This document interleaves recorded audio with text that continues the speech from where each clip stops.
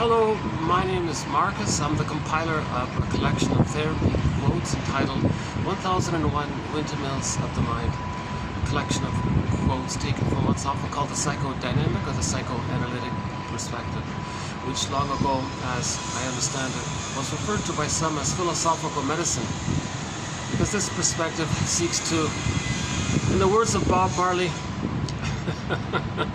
emancipate ourselves from any kind of false beliefs that are preventing us from feeling alive, feeling joy, etc. So in the last video, we featured Bob Marley's song, the Redemption song. Emancipate yourself from mental slavery. None but ourselves can set us free. None but ourselves can set us free. So we're responsible for healing ourselves. No, we're not responsible for what happened to us as babies, but it's our life. So we're responsible for having some kind of understanding around why the parents couldn't offer a secure, safe attachment style for the person as the baby. What was going on with them? Okay, look on YouTube for the song Independence Day, sung by Bruce Springsteen, done in Toronto. Listen to his introduction. He says, if you can see your parents identify their hopes and dreams as persons beyond their role as parents, see them as persons, and you're shocked and you're startled to realize that they had hopes and dreams beyond just being a parent. See them as people, and there were some blessings, but they didn't know it all, they couldn't do it all. So Rosanna Deerchild says, quote, the more I got to know my mother's story, the more of a person she became to me. So we move towards forgiving our parents, healing ourselves. And part of the process of the psychoanalysis, how do we forgive our parents? What models or constructs or theories around development, around arrested development, around repetition compulsion, around transference, around projection, around reaction formation, around negative magic gestures, how do these theories or constructs help us to understand how our parents coped with their childhoods? So every baby has to adapt to their environment. So we consider how did our mother and father adapt to their earliest environment? How did they cope? So then we have a little bit some kind of a basic understanding and forgiveness in that area. So we want to become a psychological detective in this area. So understanding leads to forgiveness. Forgiveness leads to reparation. Reparation leads to the mourning process. The mourning process leads to differentiation, so we can know ourselves. So traditionally, the baby is meant to get enough love to feel safe enough to know himself. By the way, sorry about the wind here. All my usual spots are taken today. I think this is my third time up here. I'm not crazy about doing it in this little spot, although it is partially scenic. Let me show you my view here. So I'm sort of in the smokers area, and it's sort of just around lunchtime, so everybody's, I guess, on their siesta or whatever it is.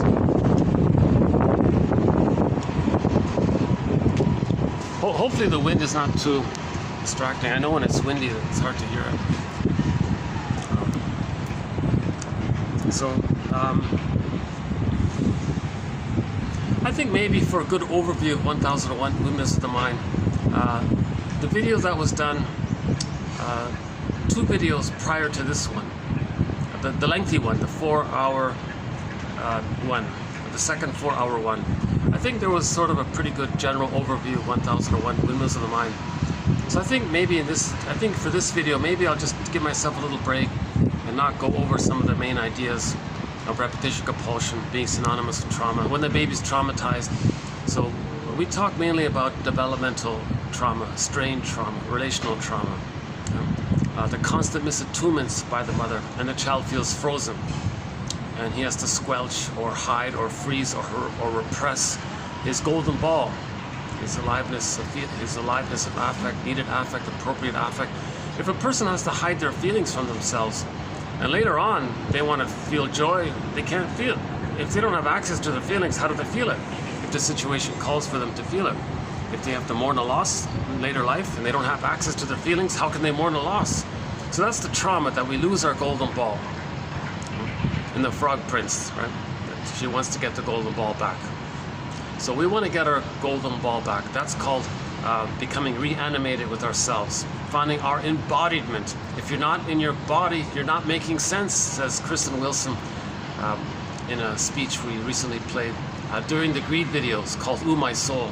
Very good speech, a 10-minute long speech. Go to any of the Greed videos. So we did one of our threads in 1001 Windmills of the Mind is the concept of greed, and we spent 7 videos on it. It ended in 2489, that one there. So I think we also played it during the Plunder System video, 2499, and I think we also played it in the climate one, the 2500, that one there.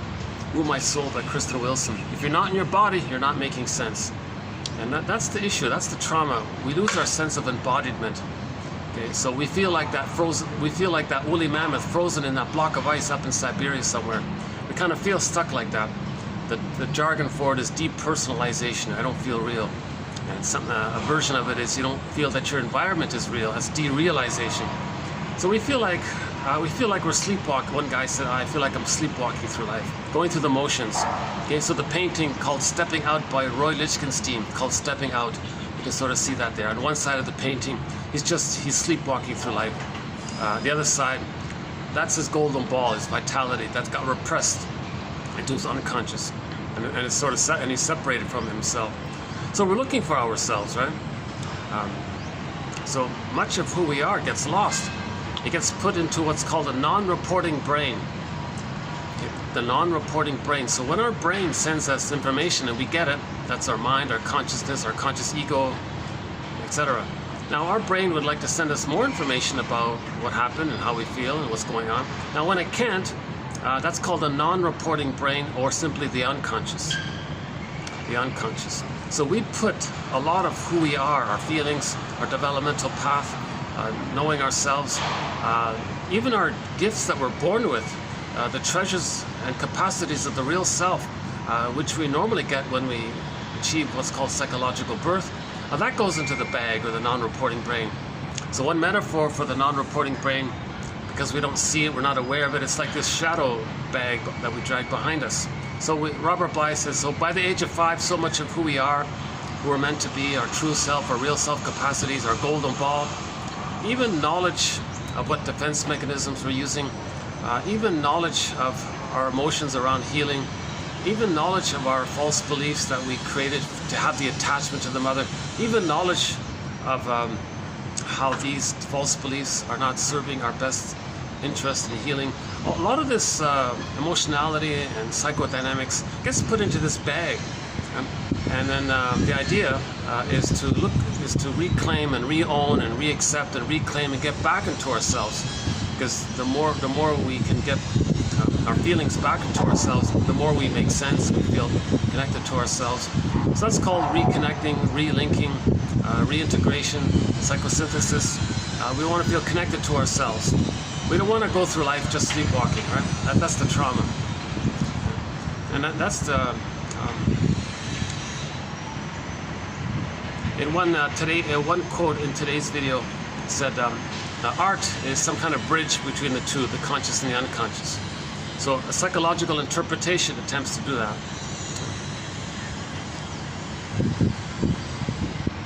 Something that's helpful links the unconscious and the unconscious. Why don't we start with that? Come to a second thought. I wasn't gonna go there with this, but let's see. Hold on a second.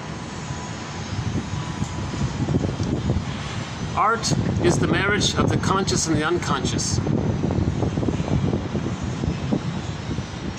I'll follow. Okay, later at the end of this video, I'd like to comment on that one a little further.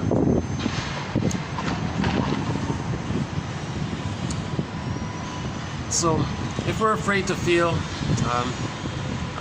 because it was too painful to have feelings, if we don't know what we need because we associate too much pain around access to our needs, that goes into the bag. That's called repression. So everything that goes into the bag, that process is called repression.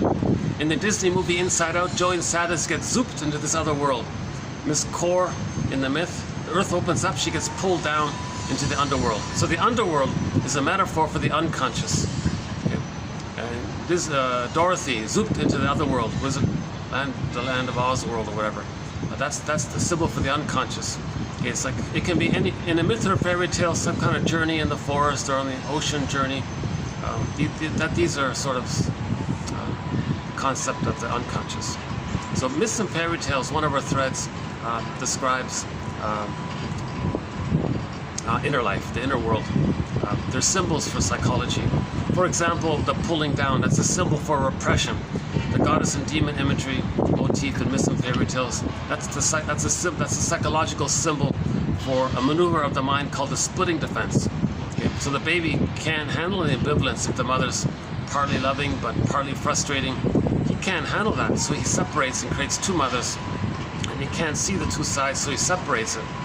So in mythology, that's seen as goddess and demon, but no, the mother is one person with two sides, but the baby can't see it. So when the baby doesn't see it, he gets this imprint, psychological imprints like that, goddess and demon imagery, which is temporary, and it normally gets resolved by the age of 3. But if it doesn't, and if you're still stuck with that psychological imprint of his emotionality being goddess and demon, again, babies think in pictures. It's pre-verbal. They think in pictures. It's pictorial thinking. Okay, so and it's not just good breast, bad breast. It's way more exaggerated because the baby can't handle his feelings around being shamed by his mother. So he projects his anger and his rage that he has onto the image of the mother. Okay. Now he has a need to take in. He'll try again. The mother says no. He'll try again. He's getting angrier and angrier. At some point, he has the fantasy. He would like to control the breast, possess the breast, even devour the breast, control it, have it in. That's greed. So unmet need turns to greed. So that's all too painful for the child to deal with. His rage, his needs, his greed now. So he projects all those attributes onto the image of the breast and creates a painting of his mother. Oops. You might see me moving around sometimes and people come out for a smoke or something. Smoking is not a thread in 1001 Windmills of the Mind. I don't know too much about the smoking. Emotional eating is a thread, but maybe in the future we'll get there. So projection is one of our defense mechanisms. So projection means something about yourself. And it causes too much pain. You want to repress it.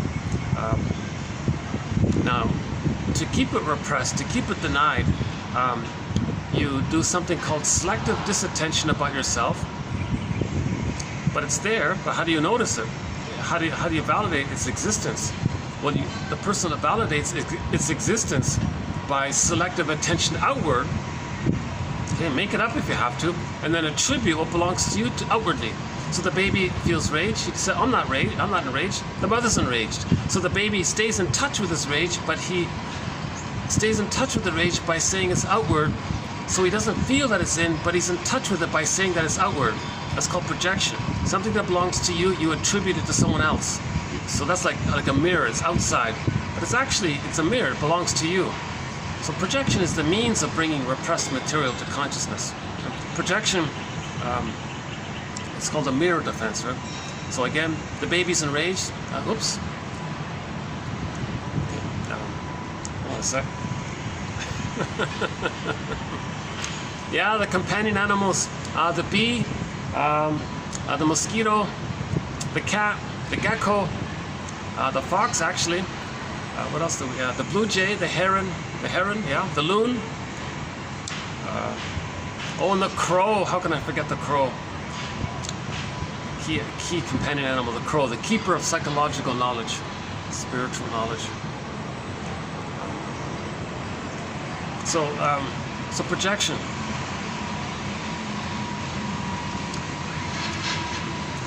Okay. Oh yeah, yesterday there was a bee flying around. Yeah. That's a projection. It exists. The baby does feel rage. It exists. And to acknowledge its existence, he sees it outward. But to not feel the pain of it, he denies, he somehow manages to bury it in his non-reporting brain. But it exists, so it's some psychic life for him. So to keep it alive, he sees it outwardly. So he'll attribute, or just say, or claim, he doesn't care, he's got to identify it. Okay? So he'll say the mother's enraged. Maybe the mother wasn't enraged. She did nothing wrong. She wasn't dangerous. She wasn't enraged. The mother wasn't trying to hurt. The mother wasn't angry at the baby. But if the mother's misattuned, the bottle, the schedule, timing is off. She doesn't understand the signal. She's confused. She read a magazine. She doesn't have the line with the baby. Like when the baby's suckling, a line can be there. The nerve endings in the breast can link in with the nerve endings in the child. That allows the mother to be attuned to the baby's needs, and she can understand the baby's signals and meet the baby's needs automatically. If that line is broken, sometimes if the baby's removed for too long, that'll do it. The bottle will do it. So for a variety of reasons, there may be some misunderstandings or confusions. If that line, that line is broken. Let's just take a stretch here. Hold on a sec.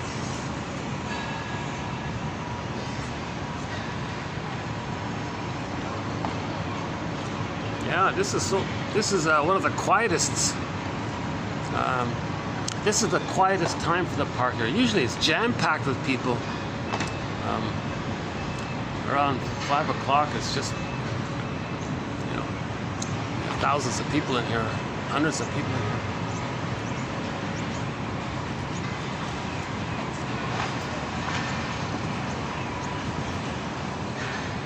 I can do some of this. Maybe I'll mix it up. I'll sit and I'll walk. Maybe. Let's do it that way. Yeah, I missed my favorite spot. There's a major function going on. There's some kind of business meeting, a massive one. My God, it took over. I think they took over 2 floors of the building or something.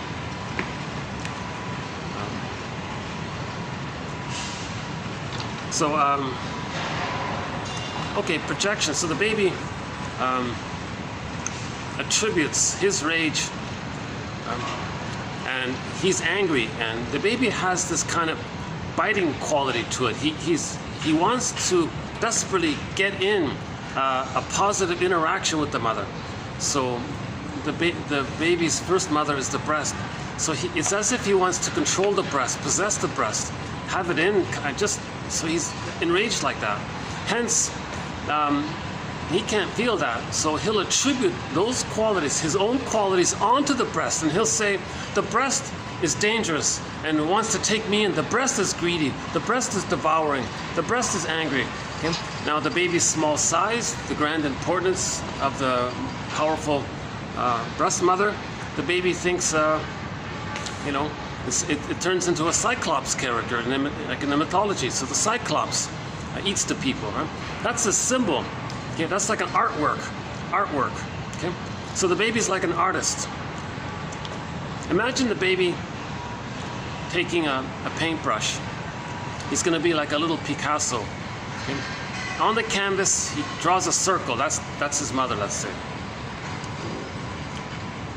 He'll draw some character that's enraged. He'll draw how this character is powerful, enraged, and it wants to eat him.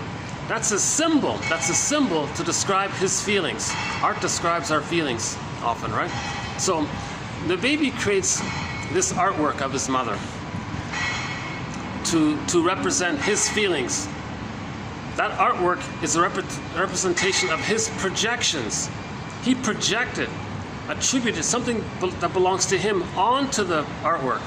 Okay? So now in his brain, he has an image of his mother as being a devouring monster that wants to eat him. Okay? So things are widely exaggerated like that. It's called primary process thinking, pictorial thinking, and it's timeless, right? Myths and fairy tales, these characters are all timeless, right? So the baby's in a state of timelessness. So, okay, now Melanie Klein calls this the paranoid part of the paranoid schizoid position.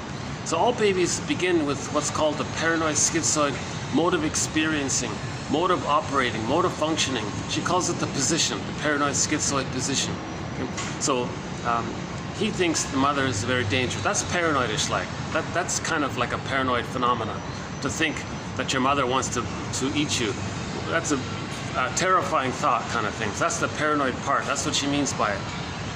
Now the splitting part is that, how does the baby just take in milk? How does the baby just survive? So he's in this. So let's borrow that guy in the guy in the desert. He's in the scorching heat. He's trying to survive. So he hallucinates an oasis because he's trying to survive. Well, the baby's in a scorching, painful situation. So the baby hallucinates a goddess mother breast, an ideal breast, an oasis, all nurturing, all loving, all beautiful, perfect, bountiful, soothing, sweet, tender, affectionate, caressing, kind, warm. He's going to hallucinate a heavenly breast mother, okay? So he can feel safe to take in the bottled stuff or the milk being fed to him improperly or whatever the case is. In reality, he's enraged at what's happening. He denies it.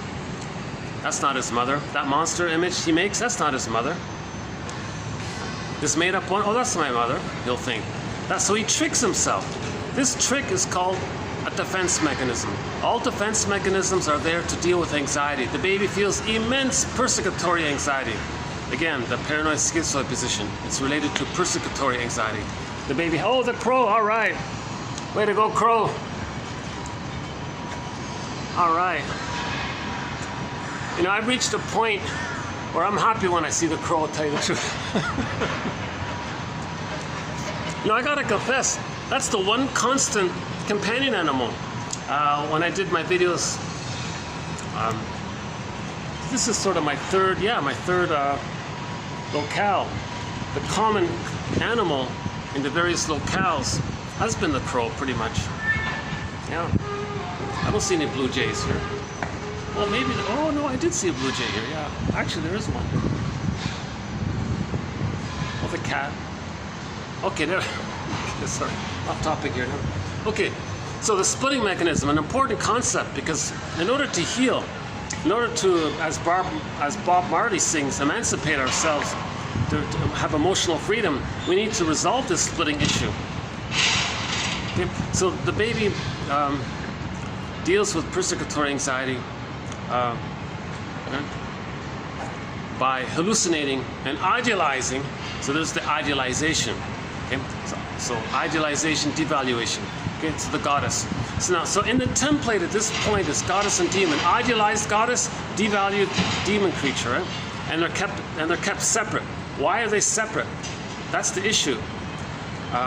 Splitting is there because the child can't handle the idea that the one he loves and the one he needs is hurting him, paining him, and he's supposed to love her and be loved by her, but she's shaming him and hurting him and making him feel pain, and he's supposed to love. He can't handle this confusion. The baby can't. He can't say, oh, mother's having a bad day. Oh, mother was traumatized herself. She doesn't mean to do this. Oh, let's forgive her. I understand. She's doing the best she can. I can accept it. The baby can't do these kinds of things. So the baby doesn't have even a concept of the mother being separate from him. The baby might think that the mother's just a part of him even. Or, you know, the baby thinks everything is about him. His mind isn't developed. He's still, you know, in the womb, in the second womb, right, at this point. So again, all babies need a second womb called the psychological egg. This is called the stage of symbiosis. For the first 4 to 5 months, babies need a social womb called the stage of symbiosis, undifferentiation. He doesn't know where he ends and his mother begins. There's no differentiation there. There's oneness there. The mother-infant dual unity.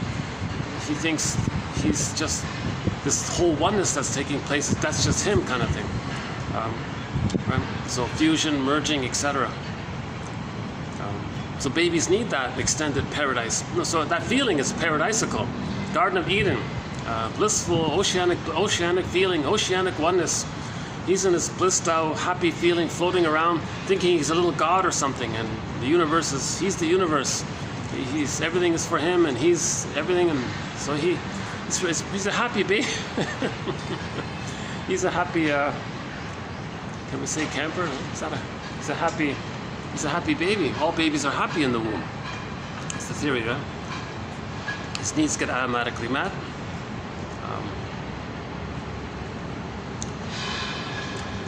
Yeah, you know, the disadvantage of doing it here is I do feel more easily distracted by things. Hopefully I'll be able to return to my nice spot by the pool on the 4th floor. I'm now here on the, this is the 8th floor. Okay.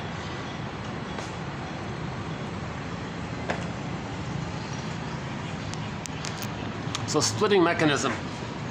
An important concept, the splitting mechanism.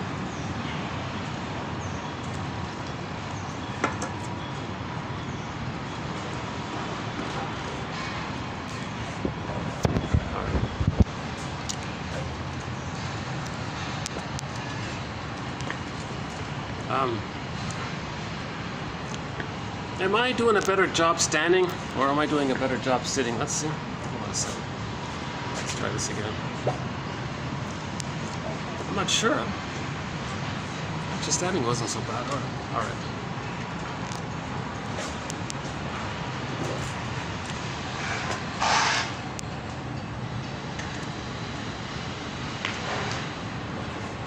Second time.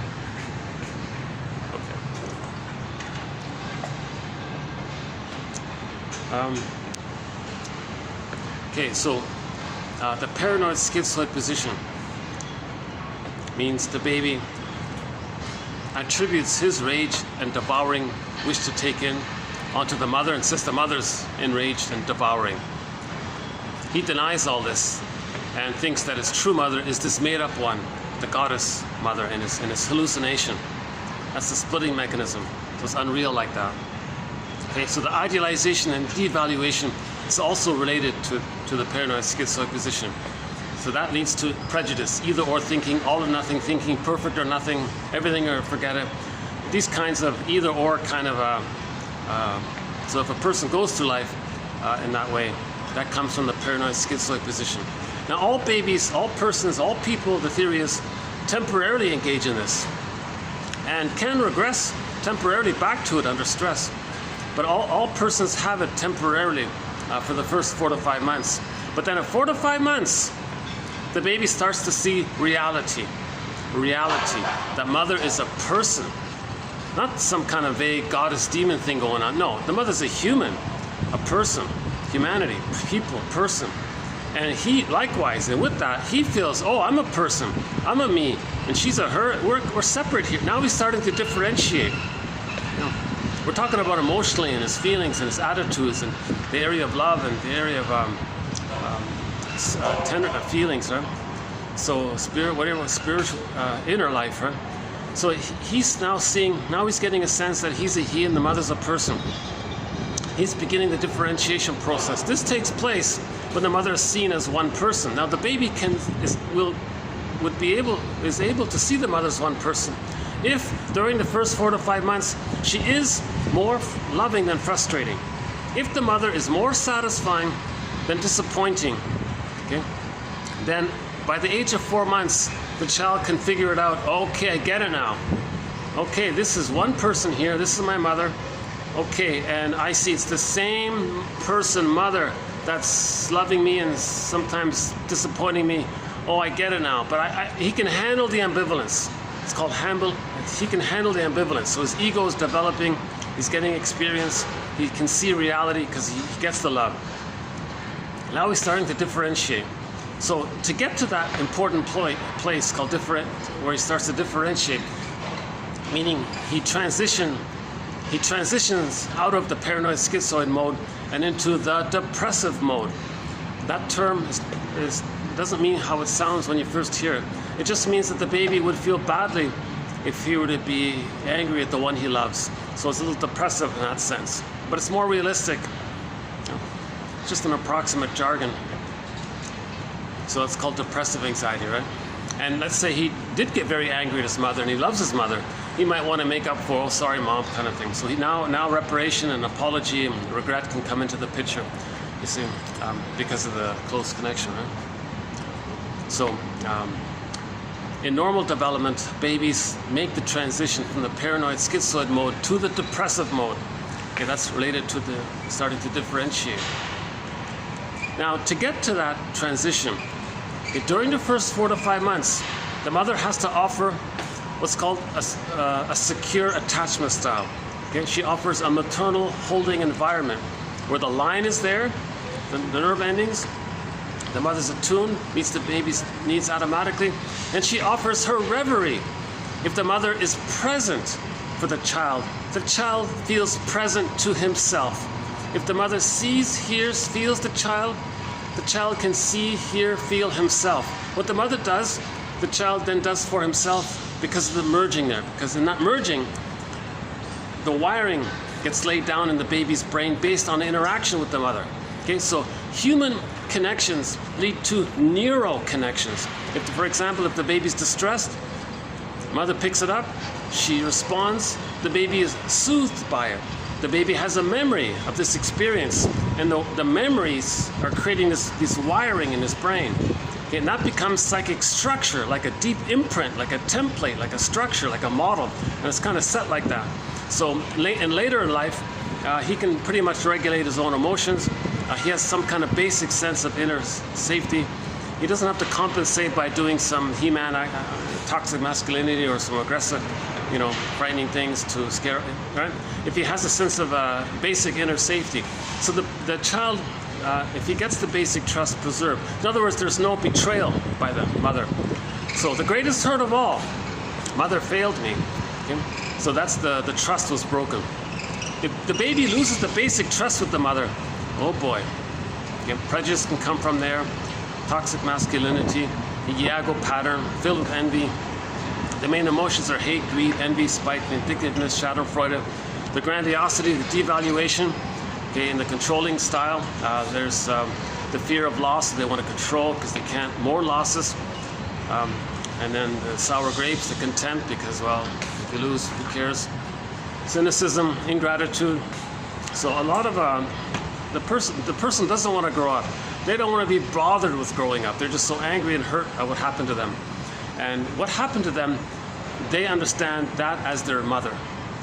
The baby can't tell the difference between the breast and his experience of the breast. If his experience of the breast is where he ends up hating the goodness that was meant to be there, and therefore hating goodness, okay, so his connection to his mother is envy. If mother equals envy and mother equals attachment, then envy equals attachment. So the person goes through life being envious, hating the goodness, wanting to see goodness damaged. That's his safety and connection to the mother. Okay, so that's the paranoid schizoid mode of experiencing that happens. And of course, prejudice comes from there, because when a baby's traumatized, he's going to do to others to replay what happened to him. He identifies with the aggressor as part of it. Okay, so when the baby's shamed and he can't accept it, it's repressed, it's projected. He identifies with the aggressor. When there's trauma, they replay and reenact. So mother shamed him, he shames others to reenact how the mother shamed him. Repetition compulsion is the fantasy that if the person replays what happened, that they can magically unchange the past, undo the past, get the needed past, have a happy past. It's a desperate, convoluted, it's a desperate effort. Okay, so the positive intention is they're trying to heal, they're trying to get a normal past. The baby's in a state of timelessness. So if the baby didn't get the positive maternal experience, okay, he was shamed by the mother, okay, he'll identify with, he wants to replay that. Mother shamed him. How does he replay it? How does he reenact that later on? Well, he'll find innocent others, non-threatening substitute others, sees his innocence onto them, okay, and then replays what happened when he was innocent. Okay? So when he was innocent, his mother shamed him. So he's going to replay that. He'll shame the non-threatening substitute other to replay and reenact how the mother shamed him and his innocence. And he's spinning it around like a record. Now, repetition compulsion doesn't lead to pleasure or mastery. A person can have 20 lifetimes repeating the trauma. It's not going to change the past. Repetition compulsion doesn't work. It's a communication to reveal what happened. Repetition compulsion is like a mirror to see what happened. We recreate in the present a staging thing that represents the past so that we can see and know what happened in the past. Transference reveals the past. Repetition compulsion reveals the past. That's a huge part of the theory here called repetition compulsion. A good place to start on that thread is Paul Libby Russell's work, 2119. TQ 2119 is a place to start. And actually in the last video, in part 1, I talked, in several of the videos I described the two various forms the reenactment can take place. Okay? So one form is the identification with the aggressor. Another form it can take is that people just choose others whom they can goad into rejecting them, to replay how their mother rejected them. So they'll make themselves difficult or unacceptable towards others and get them, goad them, tease them, provoke them, push their buttons to get them to leave you. Because to replay how the mother emotionally abandoned them. They want to be abandoned because they want to replay. So they can't love you. So in the paranoid schizoid position, there's only transference love. It's not genuine abiding love. Okay, genuine abiding love takes place in the depressive position. At least you need to get there. And then it's better off when you get the psychological birth of whole object relations of I'm okay, you're okay. So now this if somebody doesn't get more love than shame from the mother during the first 4 to 5 months, and it's stuck, and they're frozen in their emotionality during that time, that can lead to the Iago pattern. Okay, he's the guy that can't see any goodness anywhere, and he spreads rumors around and gets others against themselves. He does it quietly, covertly, secretly, deviously, and then he sees others against themselves. Okay, Iago does because that's his way. So he's very passive aggressive. He's the most lowest functioning in the passive aggressive department. Okay, so Iago, right? So passive aggressive means he's very hostile. He's very filled with hate, but he does it through sneakily by tricking people, setting traps to get others against themselves. Then he sits back and enjoys how the goodness is being damaged, because Iago can't see goodness. So in the envy, the idea is to remove the source of envious feelings. Then they don't feel triggered of the pain of once needing goodness. Okay, so the baby needed goodness with the mother. He associates it with too much pain. So he doesn't want to be reminded of goodness. He doesn't want to see goodness. Okay, it's not jealousy. It's more primal. Okay, one quote is, jealousy is more advanced. Jealousy means you're further along the development. It's not related to your identity. Jealousy is you just feel kind of sad because you had something that was good and you lost it to someone else.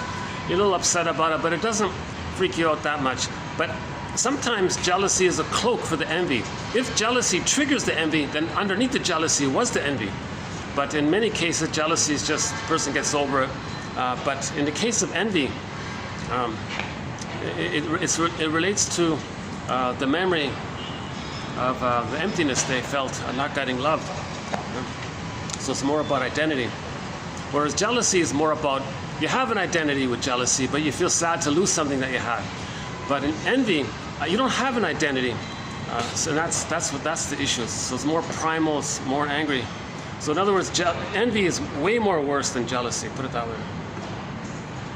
So, one quote was, envy doesn't have the self-esteem to be jealous. Yeah, I think that's it. Envy doesn't have the self-esteem to be jealous because there's no self. But in jealousy, they have some self-esteem to be jealous. They have a self. Something like that. It's Mary Ashwin, I think. If you look in the search engine, I think it's Ashwin, A-S-H-W-I-N. I think that's the one. So we have a thread on greed, a thread on envy. So So if the person is stuck in the paranoid schizoid mode,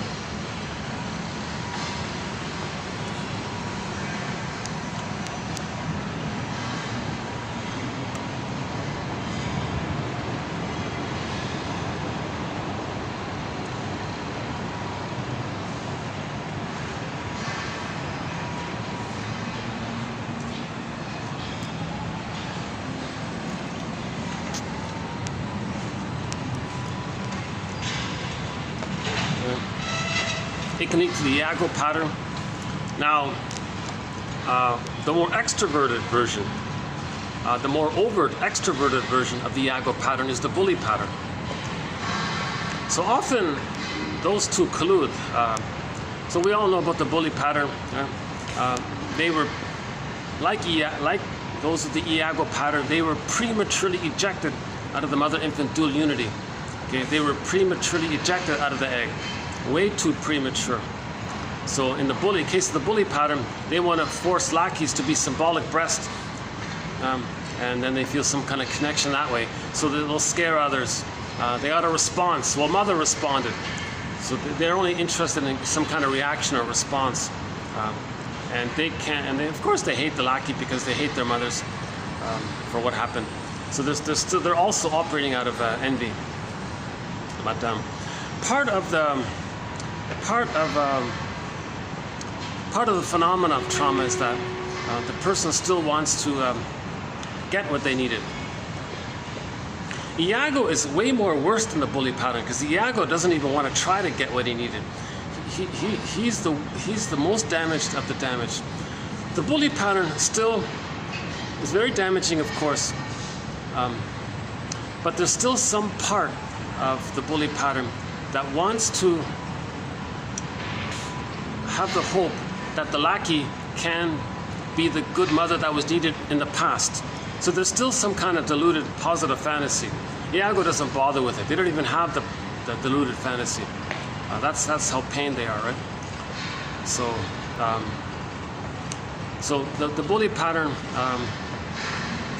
didn't get the secure attachment, didn't even really get an attachment, or was insufficient. So they want to get it through others. And so the technique is to frighten others, scare others, and bully others, and harass others, and make them afraid. Because in general, when a baby's afraid, they may go to the aggressor. And so he's adopting that technique. He identified with the aggressor. The mother was hurting him. So in general, the more scared or the more abused the baby is by the mother, the more the baby latches and attaches to the mother. It's counterintuitive, but Fairbairn says it simply. Think of it this way: the more the mother's love is unavailable, the more the baby needs her love. So now the baby has to accept whatever the mother's dishing out for the attachment needs. So the number one issue for the baby is to attach. The baby's got to attach. He's got to have some kind of connection with the mother, some kind of emotional line there, some kind of connection with the mother. Okay? Even if it's failed, chaotic, disorganized, reactive, disassociative, anxious, avoidant, etc. It's called an insecure attachment style. Okay? One recent term for this is attachment trauma. The baby would rather have attachment trauma than zero attachment. No baby can make it on their own. Humans come out too early, they cannot make it on their own. They can't walk, they can't move around, they can't even crawl, they can't do anything. And someone even said in some part of their brain, there may be some kind of memory from long ago and on the savannah. If the baby's alone on the field like that, maybe some, some kind of vulture will pick them up or something. So the baby feels immense participatory anxiety without an attachment. He's got to feed, number one. So the baby has to attach, and he'll accept whatever experience he gets with the mother, and makes that the attachment. But if the experience he has with the mother is him hating the mother, then he has envy. So he'll be envious as a template, structure, model, psychic structure, and that's his attachment. Okay, so again, a key point, underappreciated point. I think more people I think it'd be nice if more people could talk about it, because I seem to be the only one openly talking about him. So we had a quote about a month ago that said this, that the baby can't tell the difference between the breast and his experience of the breast. If his experience of the breast is so much pain, to the point where later on he doesn't want to be reminded of anything related to goodness because of the pain. Now he hates the goodness, and that's his connection. That's his connection to the mother. So to stay connected to the mother, he's got to be envious. He's got to hate goodness. That's his connection to the mother. Okay? So now, and we linked this theory to the plunder system, because about 3 months ago, some billionaire went on camera and said that the short selling system, the plunder system, is driven by envy. It's not greed. Greed is just an automatic, organic response to still get in to get what we didn't get. The baby didn't get the good love. Okay, so later on, anything that's symbolic goodness, they want to get it in. With the exception being Iago, he doesn't even bother with that, right? But generally speaking, with greed, you see symbolic goodness, money, material, things that are seen as good, any possession, any object you buy, any surplus, you don't need it, but you want it. Okay, you still, the fantasy is, okay, it's called the psychotic part of the brain taking over the normal functioning side of the brain. So the so-called quote-unquote psychotic part of the brain is going to say, oh, if I get this extra. Okay, so let's say the guy there already has 10 basketballs in his home. He doesn't need more basketballs. So let's say he buys another basketball. His unconscious is driving it. The unconscious has the fantasy, maybe that basketball will be the good breast that the person needed in the nursery. Now, the conscious person knows that the basketball isn't the breast, right? But the unconscious is powerful like that. The unconscious comes from the wounded baby's mind, and he's in pain, and it's timeless there. And he's desperate to get the good breast, so he'll distort. He'll like do a woo-woo in his mind and convert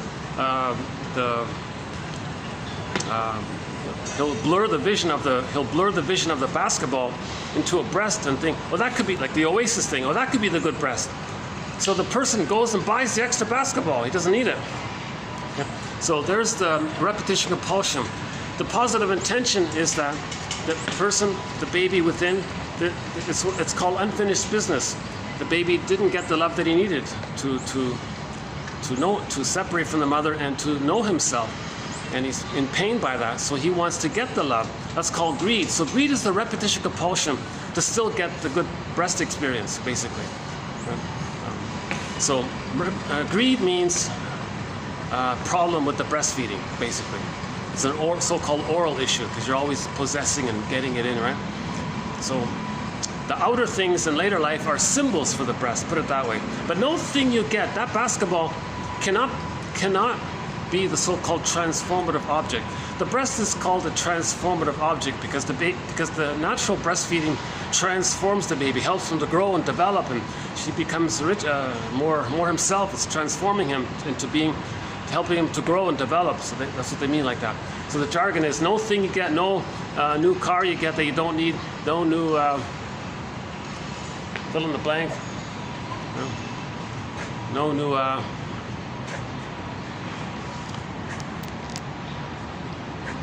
What else is there?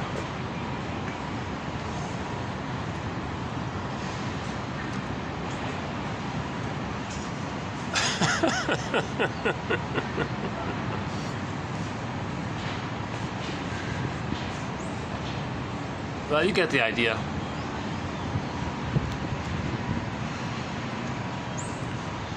Okay, in the case of the billionaires, no new building you get can change what happened in the nursery. So greed is an automatic physiological response to trauma to still get what the person needed. The action in the present is symbolic of the breast. So it never satiates, it never works, because no thing can take the person back to the nursery and change the past. Hence they call it insatiable. Greed is insatiable because it can never change the past. The baby's in a state of timelessness, it's always now, but there is time. It's past that critical time. He's still trying to get as if the thing were the breast. It doesn't work, so hence the insatiable quality. Now, whenever a person does get something, if the guy does buy the extra basketball, he does get a little blip of serotonin. Okay, so there's the confusion. But it just lasts briefly. So serotonin means the mammalian part of the brain interprets you having this thing as you being safe for that moment, so you get a little blip of serotonin. Doesn't last, of course. Now, this is going on because the baby doesn't have basic safety of the wiring from the nursery. Because the wiring is missing, that's why he's greedy. The greed activity can't lay down that wiring back in the nursery time, where he felt organic basic, the structure of basic safety. So greed. Put it this way: that basketball the guy buys, the basketball is not going to magically come to life and try to help the kid and say, "Oh, poor kid. He bought this because to communicate that when he was in the nursery, he didn't get loved properly. Well, as the basketball, I want to help this guy. So I'll invent a time machine. I'll invent a morphing machine. I and the kid will enter into the time machine, travel back to the nursery. I, as the basketball, will morph into the good mother breast, and I'll do it properly. He, in baby form, will get the wiring, the interaction, and then he'll have the basic safety. We'll hop back in the machine, come into the present, morph back into our respective roles. I'll be back into a basketball, and he will go, "Oh, I feel safe. I don't need to." If I don't need it, why am I buying it? That kind of thing, right? So he won't have this compulsion to still try to get mother's love if he got mother's love through the exercise, the impossible exercise, right? So, in other words, now greed in general does destroy. So the envy part will tolerate greed because it serves the envy's goal of seeing goodness damaged. Again, envy doesn't want to see goodness. Now, greed destroys goodness. So envy says, "Okay, be greedy." So envy says, yes, be greedy, to serve his covert person to ultimately not see goodness, because greed destroys. You see? So that short seller, multi-billionaire, 90 or whatever years old, forgot his name, doesn't matter. He said, quote, literally, maybe what he did was called a narcissistic giving. He wanted to look good. I want to help you all. I want to help humanity. So I'll throw you a crumb. I want to look good. It's not about greed. Greed is just a tool. It's about envy. His actual words were, the world is driven by envy. He means the short-selling world. It's driven by envy. So why does a 90-something-year-old guy need more stuff? Need more buildings full of stuff? What is it? What's that for? Nothing to do with greed. It's not about the greed. Greed never satiates, but greed has the function of destroying, and envy is the driver of it. He feels pleasure to stay connected to the mother. Envy means connection to the mother. So yes, all short sellers, most likely, chances are, they're still mama boys, because envy is the connection to the mother, and envy is the mechanism of the plunder, right? The plundering, the pillaging. And his colleague there, this woman, she said something related to it. She said in reference to the plunder system, quote, "We can't help ourselves." Okay, so anybody who equates attachment to mother with envy, they can't separate. They don't know how to separate from the mother because they never got the love to do so. Now, to do so would bring up immense anxiety called the Furies. That's why we have the story of Orestes. Okay, he didn't get mother's love, but he wanted to know himself. He did it by seeing the two sides. And Athena there said, yes, you saw the two sides. You know? So that's another metaphor. So when we do try to know ourselves without the memory of having been loved to do so, that's called the hero's journey, or the second journey in midlife. Okay? And you see, so this is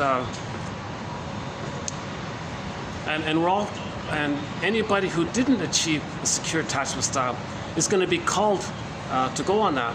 We either ignore it and delay it or run away from it, but it's pulling on us. The idea is to follow your hunch. Yeah, something's missing. So we have a mythology to provide some kind of visual roadmaps about it. And Alan Chinnon's 4 books are helpful. Once Upon a Midlife, In the Ever After, Beyond the Hero, and Waking the World are helpful. The Odyssey, starring Armando Sante, I think is very helpful. Oh my God, the soundtrack guy. The guy who wrote the soundtrack to the TV series The Odyssey, he just passed away. But 85-year-old guy named Eduard, however you pronounce that. I don't think it's Edward, it's Ewar or something like that. I'm not sure. His last name, I think it's Artemyev. A-R-T, it's art. I remember that part, A-R-T, the art. And then the E-M, Tem, Artem. I think it's Y-E-V at the end, Artemyev. He composed the soundtrack to The Odyssey, the miniseries The Odyssey. That's the best film version, in my opinion, in my humble opinion. That's the best film version of The Odyssey. A must view for every man and every person at midlife. As I was saying recently, I think they should get the VHS and get an old VHS player, because when they moved it over to DVD, they cut out some of the best parts. It's still okay, but you're really missing sort of the soul of this. You're missing a... So, we talked about that earlier. I won't redo the whole Odyssey story here. But suffice to say, that Cyclops image, that's a metaphor of the painting the baby drew to symbolize his devouring enraged greed, his devouring hunger to take in the greed. Okay? And we saw that the monster was eating the people. That's just a symbol of the baby's fantasy, the baby's fantasy that he could take in and devour. So that's all it is, the fantasy. Right? Myths and fairy tales are symbols for inner life, right? The baby's fantasy was his inner life. How are we doing here?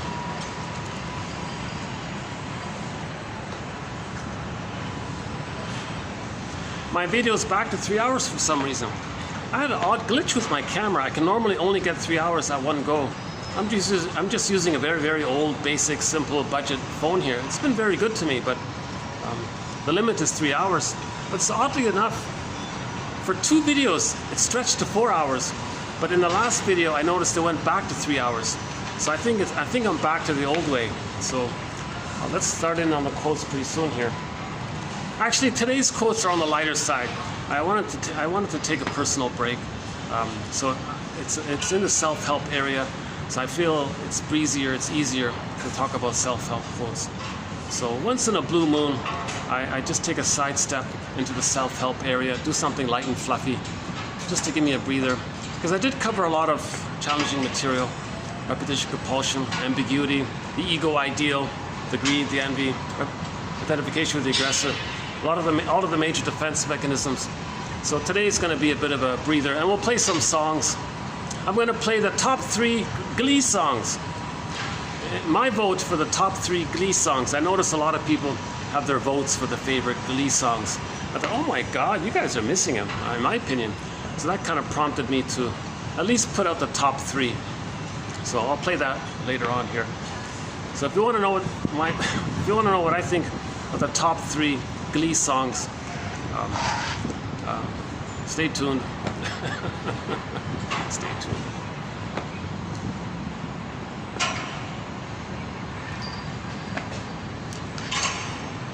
Hold on a second. What else?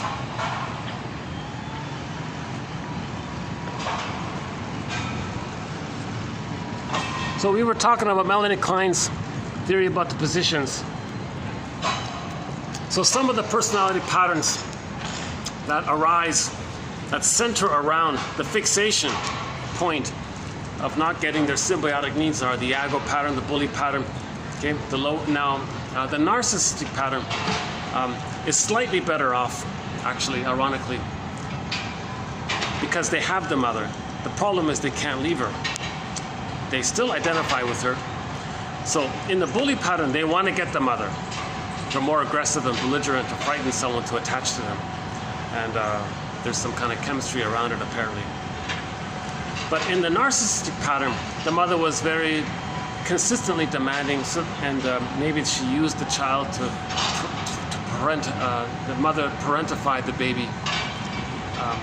So the child has an over-attachment. That's called an adhesive attachment, or identification with the aggressor as well. Now they feel a little more safe in life, but they're still angry, greedy, and it's the same emotions as the other one, but they're not as belligerently, overtly aggressive, because they still feel some kind of safety by being the mother, because they are the mother now. So they're also very cynical, negative, likewise. So in all scenarios, Iago, bully, narcissistic, lower functioning, BPD, and a few others in that area, love and gratitude haven't entered the psychological picture. Empathy, gratitude, caring, affection, tenderness, respect for feelings, feminine principle. It's just they're just cynical about it all. So they're still searching for their grandiosity. Okay, remember the baby? It's all about them. So they're stuck in that place. And the entitlement, again, the baby, everything's there for the baby, hence the entitlement, right?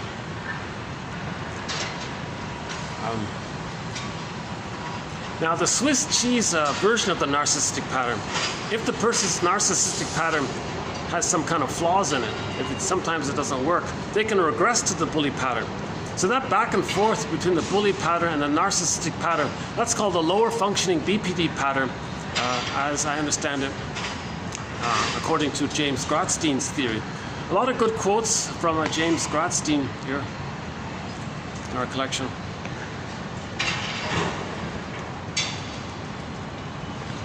And a few other patterns.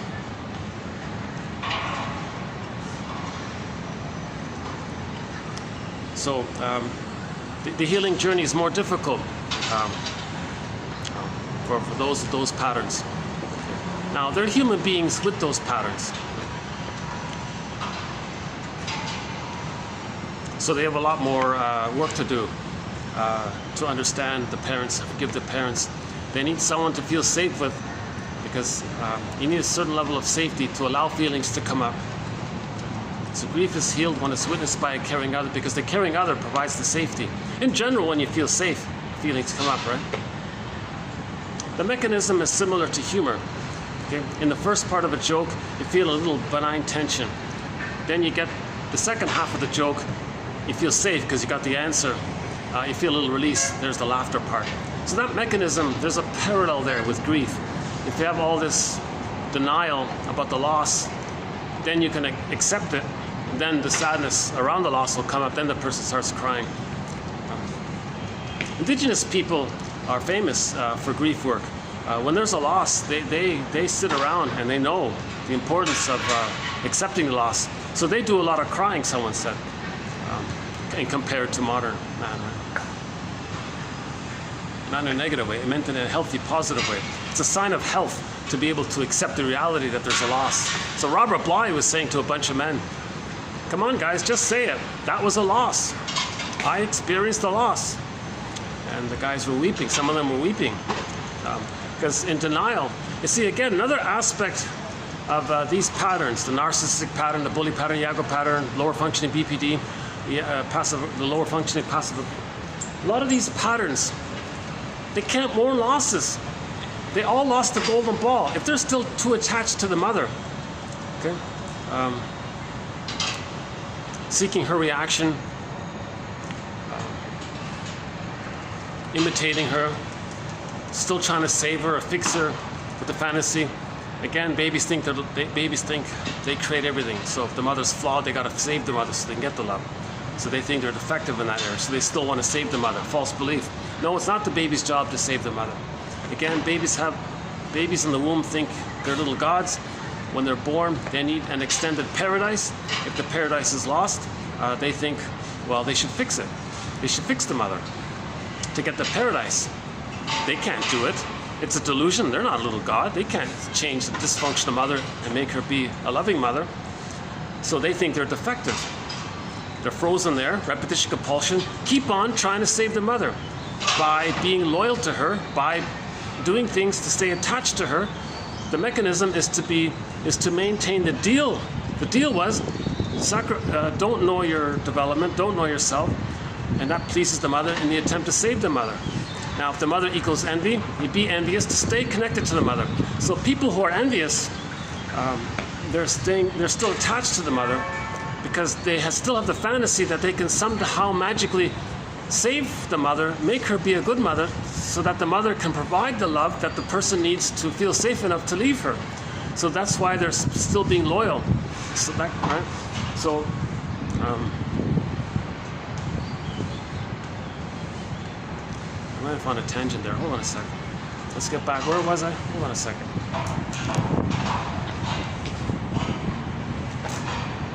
Sometimes I go off on a tangent and I forget where I was. I forget to go back to where I was. Hold on a second. Oh yeah, the grief. Yeah, we're talking about the grief. So all of these patterns that we're just talking about now, they can't mourn losses.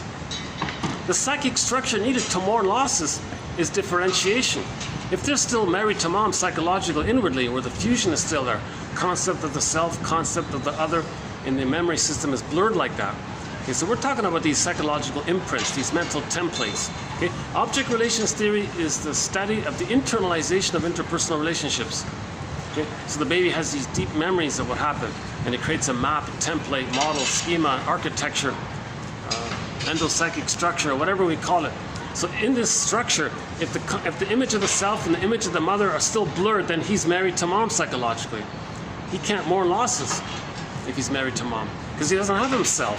You need to have a self to be able to mourn losses, because if you have a self, that means you felt safe to have a self. Okay? Then if you felt safe to have a self, that means you have your feelings, because it was safe to have your feelings. So the self and the feelings are related. Okay? Self and feelings are related. I feel, therefore I am. That's a very important, underappreciated point. I feel, therefore I am. Oh yeah, they got their meeting in there. Oh yeah, we're going to get some smokers soon. So when the meeting ends, the ones who feel so much anxiety run out and get a smoke.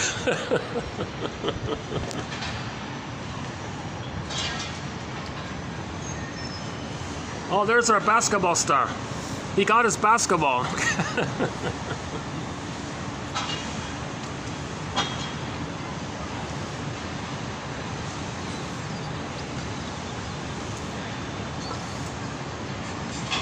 So by the way, before I forget, for the price of a cookie,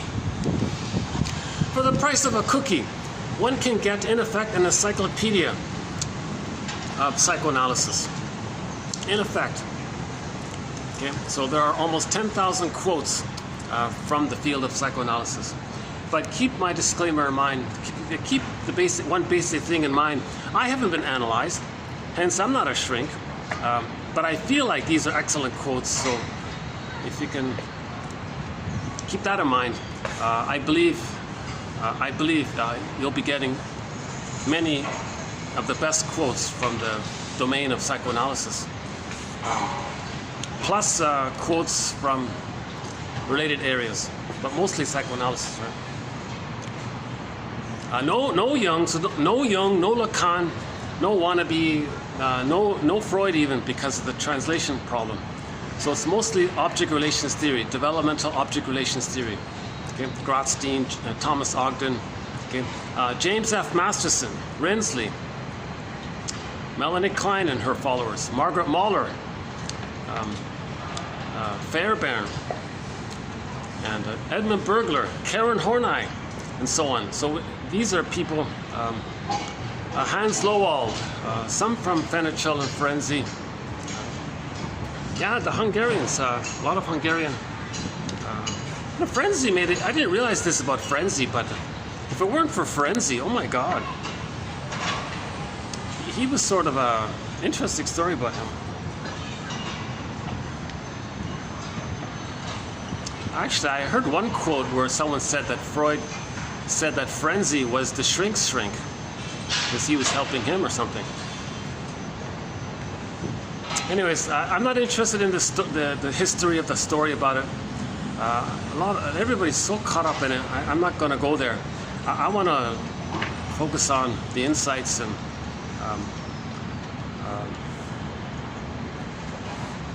you know, these theories about repetition compulsion and these models and these defense mechanisms. I want to be as practical as possible. I don't see the point in really getting involved in some kind of soap opera in the past. Right?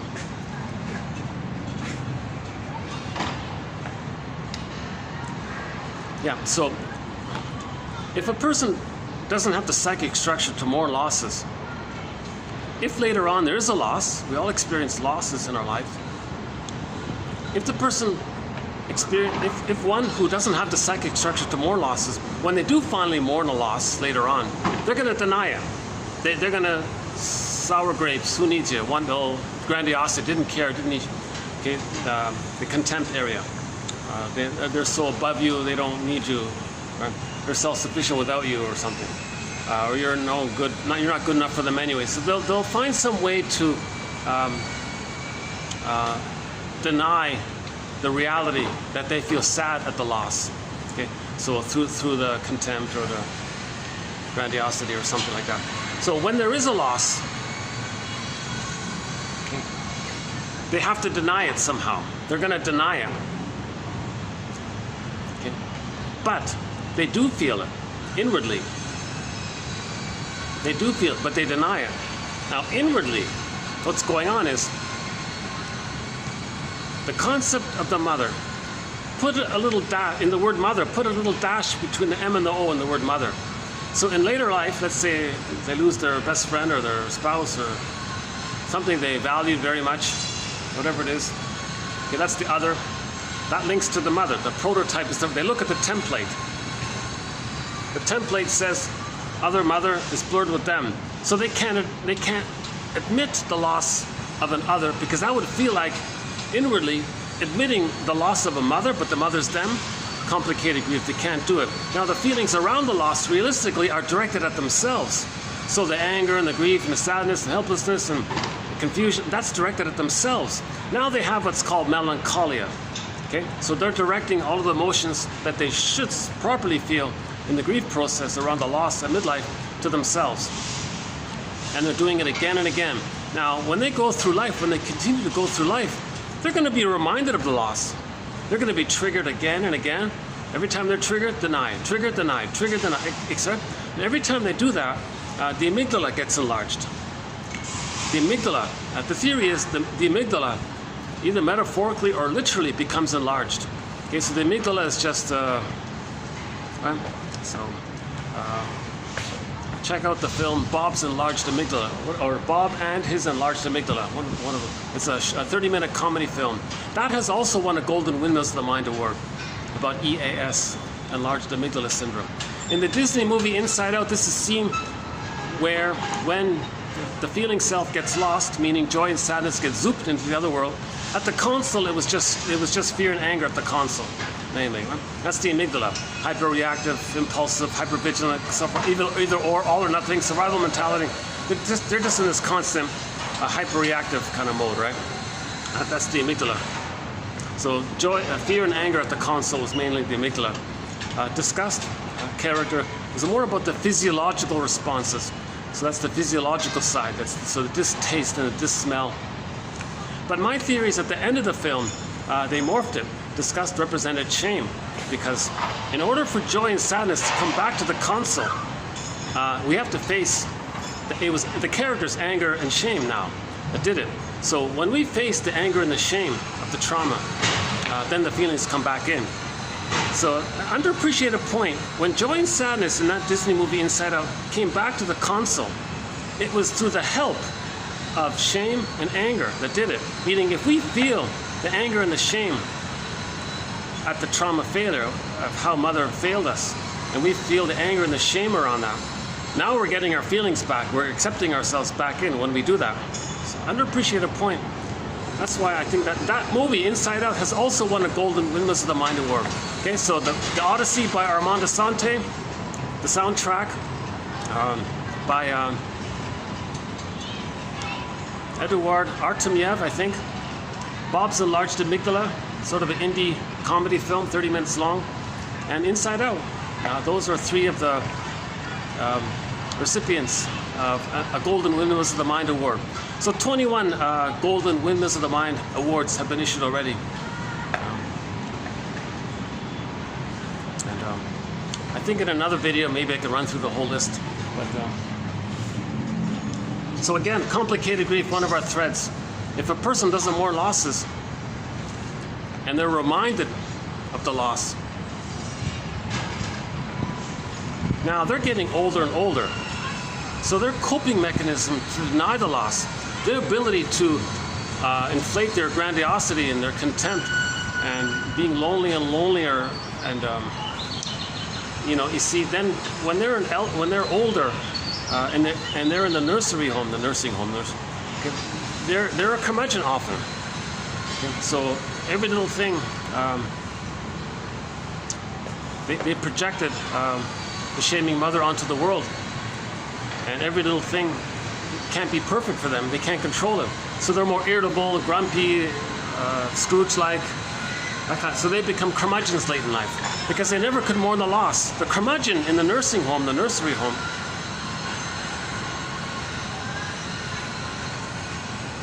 not always. I mean, the nursing home isn't always a metaphorical nursery, but emotions from the nursery can be evoked in the nursery home.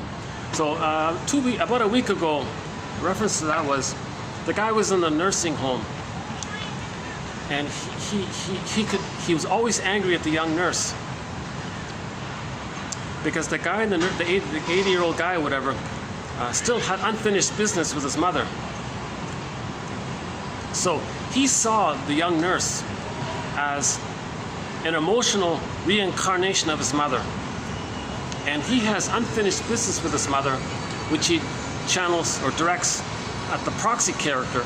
Okay? So in his fantasy, the young nurse is a proxy for, a stand-in for, representative for his mother from the nursery. Now he's going to battle it out with his mother, seen emotionally as into the young nurse there. And the young nurse was crying, saying, everything I do is wrong, I can't do anything right, you see, because he wants to control the nurse. And the issue is that curmudgeon guy is dependent on his mother, and he hates that he's still dependent on his mother. He needs his mother, and he hates that he needs her, because he never got the love to know himself, and he still needs it. He still needs mother's love to know himself, and he hates the fact that he's 80 and he's still not getting his mother's love. This unfinished business with the mother is being replayed, reenacted in the nursing home, but with that poor young nurse in tears by this guy, right? Shouting at her and all this. That young nurse isn't that guy's mother. That young nurse cannot invent a time machine, take the 80-something-year-old guy into a time machine, travel back to the nursery, to his nursery. The young nurse morphs into his mother, young mother, but she's going to be the proper mother that he needed. So she's going to do it right. He gets the wiring laid down. They hop back in the machine, come back into the present in the nursing home, and then the guy stands up and say, hey, wait a minute, whoa, I don't need to be here. I'm free. I got love. I got my love from the past. Why am I here? I don't need to battle with the nurse because I need to find a substitute mother to right? Oh, interesting scene there. I'm not sure what that is. Some pipes or something. Maybe it's just a wrapper or something. Oh, just some cable. Oh, just some wires and cement blocks or something. So just like these construction workers who are building this building here, when it's complete, it's going to house people. Okay? So psychoanalysis wants to build a nest so it can house our feelings. Similar idea there. So that, so that reference to nursing home, for some people, it's like the nursery is related to that. So let's backtrack here. So now, complicated grief. When the person forgives the parents and leave them, then they have the psychic structure to more losses. Then they're in their body. When they differentiate after the forgiveness, then they have their feelings, then they're healthy, then they're emotional, then they found emotional freedom. Then they emancipated themselves from the emotional traumatic script. So another way of saying it is we want to unpick the threads of a traumatic script and then use those threads to weave a new, healthier script. But that curmudgeon in the nursing home never looked into it. He felt no need to. He was just so enraged, he didn't want to grow up. He just thought he could maintain his infantile God attitude and get what he wants and shout at others or bully others or whatever he did. Now finally when he's in the nursing home, he's still doing it. It reminds me of that comedy called Imagine That. Imagine That. It only ran for 2 episodes. I wish they kept it. But the actress there, the woman who plays Peggy in that obnoxious comedy, Married with Children. What's her name? Is it Katie? Was it Katie something? Was it Katie Segal? Anyways, the actress, that actress who played Peggy in that obnoxious comedy, she also played in another comedy called Imagine That. And she gave a little anecdote how she was emotionally abused by her mother all throughout her life. Finally, a very sad moment there. She, when she delivered her aging mother into the nursing home, she got her final say. She expressed her anger at the lifelong abuse that she received, kind of thing.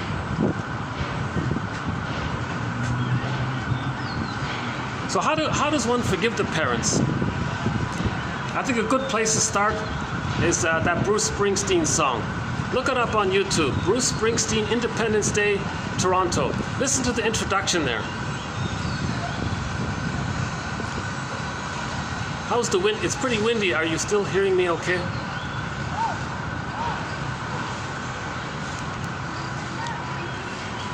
Maybe I'll start in on the quotes here.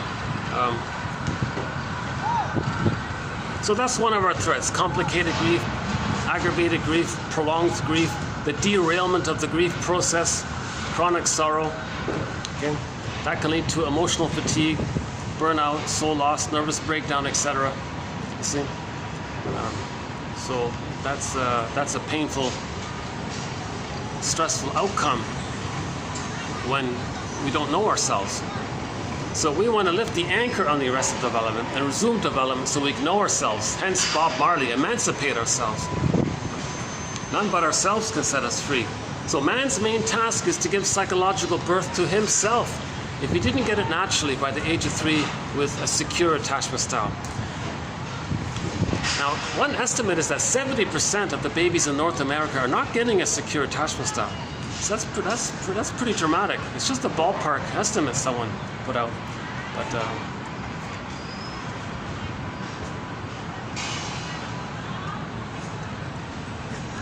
okay, let's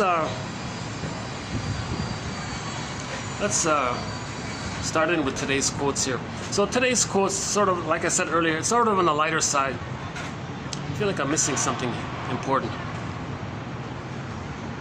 Arrested development. We did about 4 or 5 videos ago a whole video just defining the term stunted development, developmental, the derailment of development, developmental derailment, right? Traumatic attachment trauma, okay? Arrested development, stunted development. We did a whole video just trying to define that term about 2 weeks ago.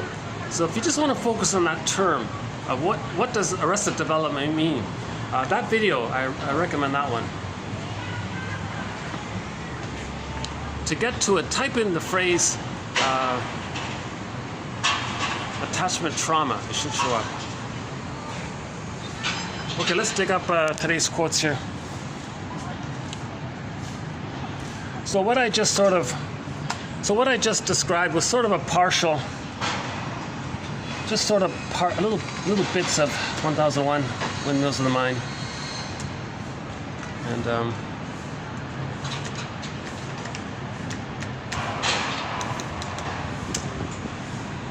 oh, hold on a sec. Caps are on. Oh. Caps.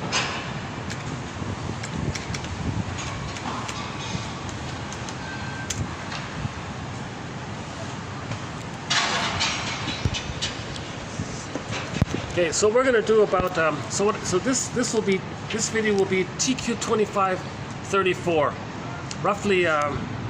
roughly 30 plus quotes from the self-help genre.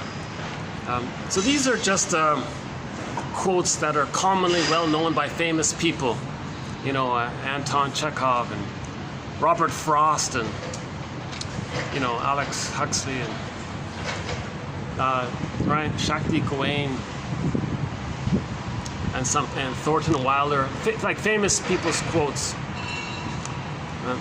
So these are quotes you might find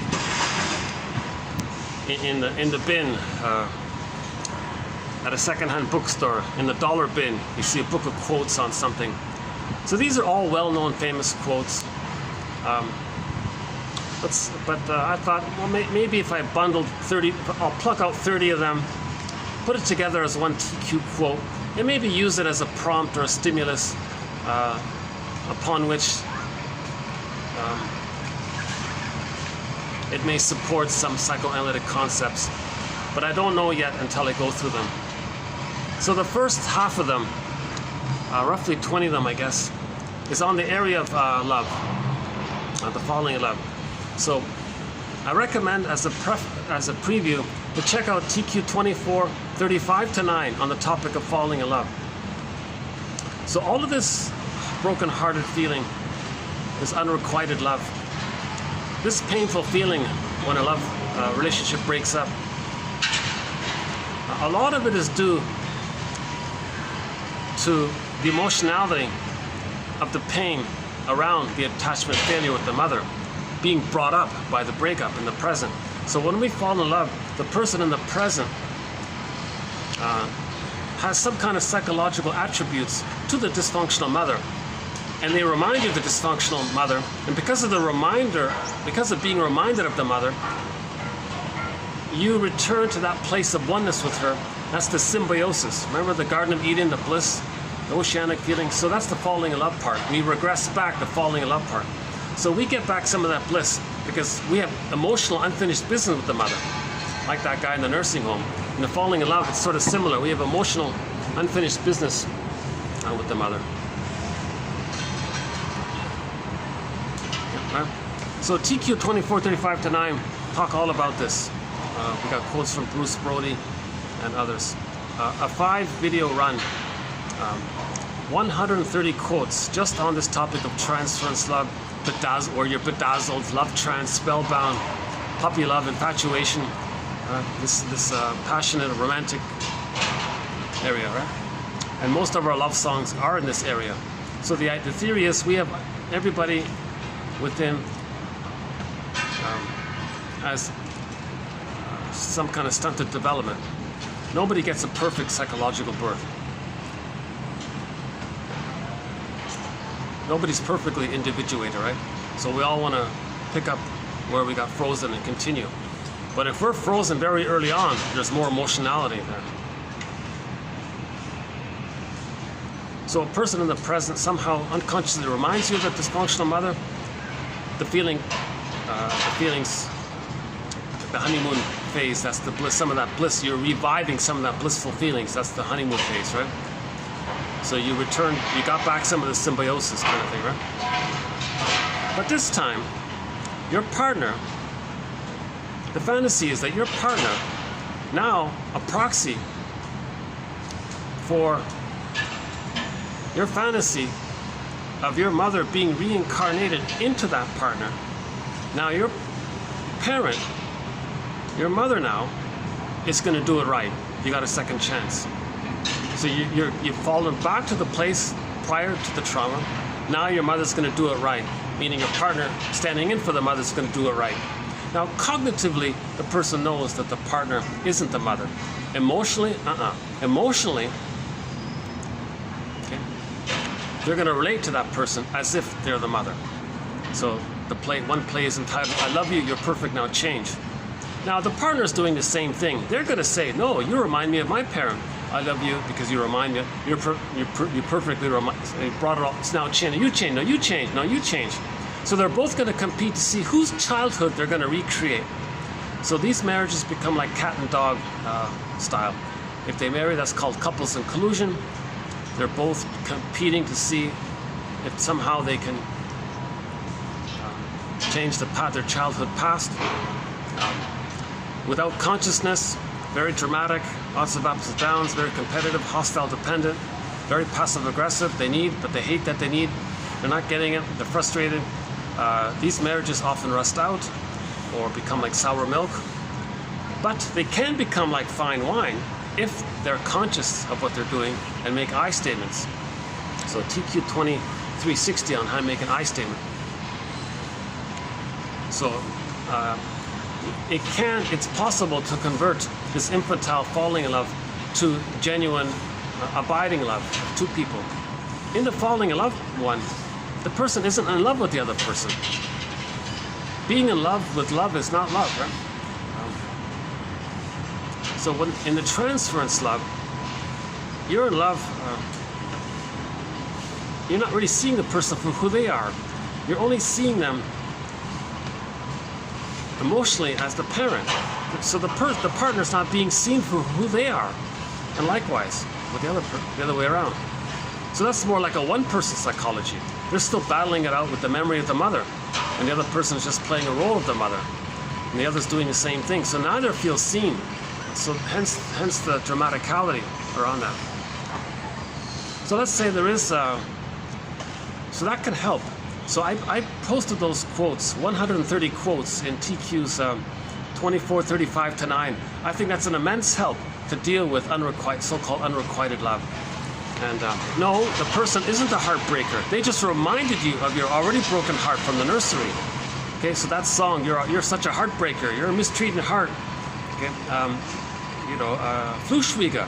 So we played the Katja Epstein's German cover rendition of Dionne Warwick's version of the song Heartbreaker. No, the person in the present didn't break your heart. They just triggered up and reminded you of how your heart was broken. Now, again, we repeat because we don't have our feelings. The trauma is we lost our feelings, and we repeat and search for them. So that's part of the reason why we're in love, to get back our feelings. So that it fails, then you feel reminded of how you lost your feelings. Then you blame the partner. Why are you blaming the partner? They just showed you what the mother did to you. Okay, so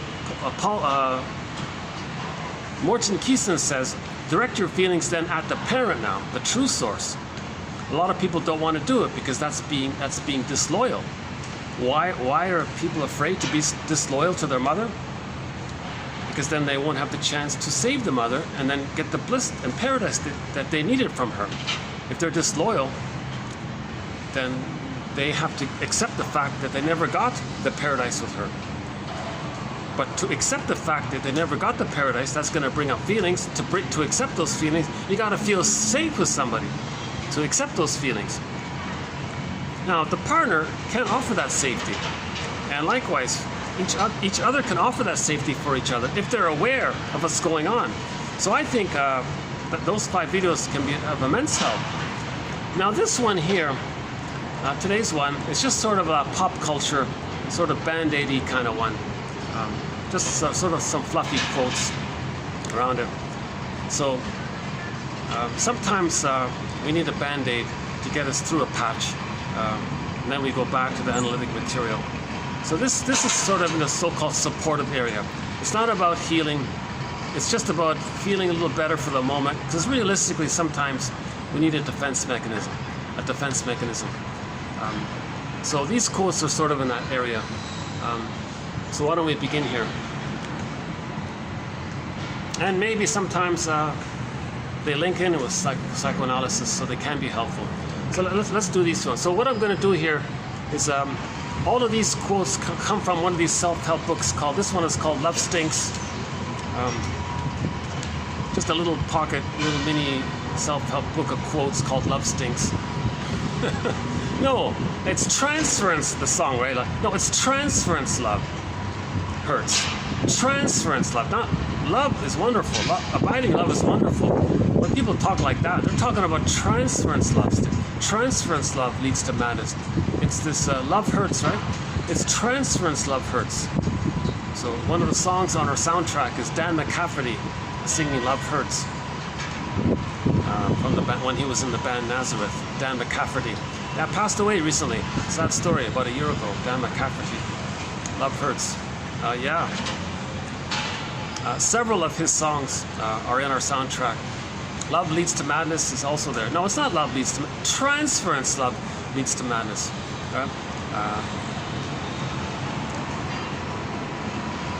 Rick Sanders has a song called Mistreating Heart. You're a mistreating heart. You're a heart. No.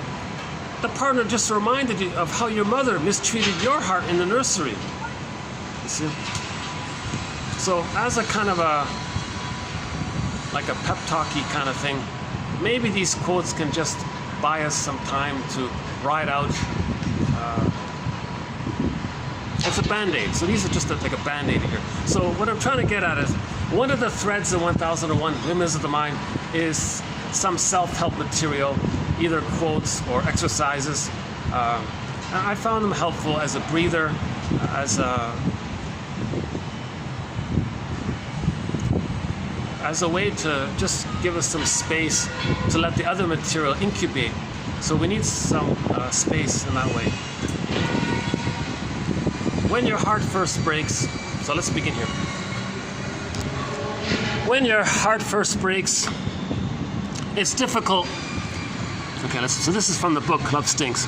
When your heart first breaks, it's difficult to grab hold of one word that defines what you feel. Of course you feel sad, but you're also confused, betrayed, numb, miserable. Friends and family will try to tell you that it gets better, but you won't believe them. They'll say there's light at the end of the tunnel, but all you see is more tunnel going on and on with no end in sight. These are quotes for when you just want to curl up in a corner and eat chocolate. They're quotes for crying in the shower and listening to the same song over and over again. These are quotes that'll get you through when your friends are sick and tired of listening to you, and your cell phone's battery is dead because you spent the whole night staring at your ex's number, wondering if you should call them. Don't call. Read these quotes instead. 1. The heart was made to be broken. How beautiful it is, and how easily it can be broken. When a man says he doesn't want to speak of something, he usually means he can think of nothing else.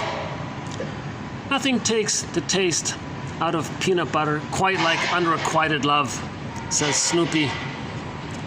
When the axe came into the forest, the trees said, "The handle is one of us." Yeah.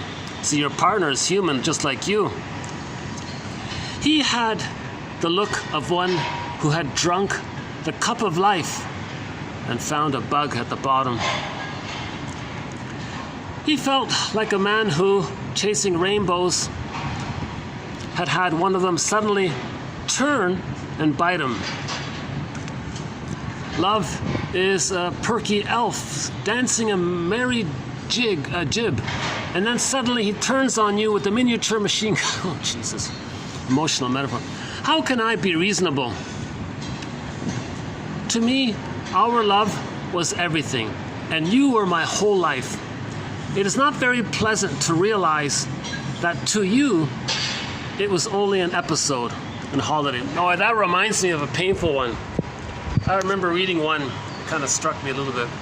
the guy was married to a lady for 10 years or whatever, and she treated it as a lark, as a holiday. And when they broke up in the end, her parting words, her doorknob moment was, "Thanks for the holiday." Because he did everything to please her. He tried to help her, and he took care of her, took her on holidays. I guess he was sort of like a sugar daddy to her or something. She was this spoiled girl, whatever it was. So finally she coaxed him to leave her. And he said, "Okay, well, thanks for the holiday." And she meant it. It was just a holiday. And that was a painful thing for the guy to hear. That the marriage was just a holiday for her. Life is pain. Life is pain. Anyone who says differently is selling something. Have you ever been hurt and the place tries to heal a bit and you just pull off the scar off it over and over again? Every broken heart has screamed at one time or another, "Why can't you see me?" Now the songs she recommended was You Ought to Know by Alanis Morissette and Piece of Heart by Janis Joplin. At this point, vanity was stronger than love at 16, and there was no room in her heart now for anything but hate. Now it's just pride, neurotic pride, right? Calling when you say you're going to call is the very first brick in the house you are building of love and trust. If he can't lay this one stupid brick down, you ain't gonna have a house, baby. And it's cold outside. That's my favorite one. No relation to the song, by the way. Not that I know of, I don't think so. Unless the singer based it on that quote. But here's my favorite one. Calling. So let me do it with let me change the pronoun here. Calling when you say you're going to calling when you say you're going to call is the very first brick in the house you're building of love and trust. If she can't lay this one stupid brick down, you ain't never gonna have a house, baby. And it's cold outside. That's a good one by, who is he, Greg? B. Brent. No idea who he is. So that's a good one. I think that's my vote for the favorite one here in this book here. Again, calling when you say you're going to crawl. Calling when you say you're going to is the very first brick in the house you are building of love and trust. If he or she can't lay this one stupid brick down, you ain't gonna have a house, baby. And it's cold outside. Okay, next one here. The proverb warns, quote, "You shouldn't bite the hand that feeds you, but maybe you should if it prevents you from feeding yourself." Many people suffer from the fear of finding oneself alone, and so they don't find themselves at all. Rollo Mea. Feel, he told himself. Feel. Even if what you feel is pain, only let yourself feel. When you don't feel, that's when you hurt the most, says Elvin Semrad. Type in Semrad in our collection here, Semrad. He has some very good one-liners about therapy. One of them was, when you're not feeling, that's when you're hurting the most. Still recording? Okay, hold on, all right. One's philosophy is not best expressed in words. It is expressed in the choices one makes. Don't forget, no one else sees the world the way you do, so no one else can tell the stories that you have to tell. And the recommended songs were I Will Survive, Gloria Gaynor. I Can See Clearly Now, Johnny Nash. So I've just modified it a bit. So I'll play 4 songs to conclude this little segment. I'm not sure how well I read it. I feel like I could have done it more patiently. I think I am feeling anxiety around the construction noises, the banging and the clanging. So I'm trying to speak above it. That's too bad, yeah. Sorry about my imperfect delivery here. But I'm getting there. I think my videos are getting a little better. Especially when compared to when I began 2.5 years ago. I think they're getting a little better. But if you click the more link, or the see more link, or the show link, or the show more link, or the little arrow, or whatever it is, you'll get these quotes posted below. I think if you just read that batch, it's helpful. And then if you're up for it, go back to 24:35 to 9 and then do the grinding, the healing, the real healing. So this is just sort of some encouragement to engage in healing. This is just sort of like a soothing kind of thing, right? Just like nice little reminders here. The guy says, yeah, you feel like eating chocolate, curling up and staring at the phone. Should I call, not call? Well, read these quotes. Number 1, the heart was made to be broken. How beautiful it is and how easily it can be broken. When a man says he doesn't want to speak of something, he usually means he can think of nothing else. Denial. I don't want to talk about it. Nothing takes the taste out of peanut butter, quite like unrequited love. That was Snoopy, right? So each person can put their own, fill in the blank, right? So nothing takes the taste out of, fill in the blank, your favorite comfort food. Nothing takes the taste out of tiramisu, quite like unrequited love. Biscotti, I don't know. The one about the forest, yeah. Or the one about the cup one, the bug one, yeah. The rainbows one, the elf one. Yeah, for me, so in falling in love, you give your all to that person, right? The other person was just exploiting it. Yeah, it's painful. In general, when someone says there's no pain, well, they're trying to sell you something. Have you ever been hurt and the place tries to heal, but then you just pull the Band-Aid up and you feel it again? So you're afraid to heal. You see that kind of thing, right? You're afraid to let go, I guess. You ought to know. Alanis Morissette, popular song, You Ought to Know. Place of My Heart, Janis Joplin. The Vanity one. The girl, she was 16. You broke her vanity, her identity. Of course she's going to be enraged by that. If the girl just used the guy to prop up her vanity. I like this one about the trust one.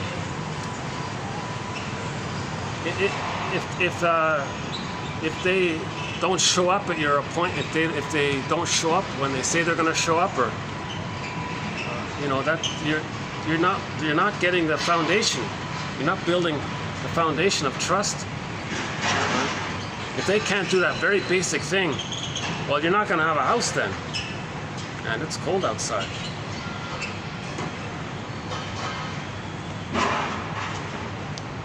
Many people suffer from the fear of finding oneself alone, and so they don't find themselves at all.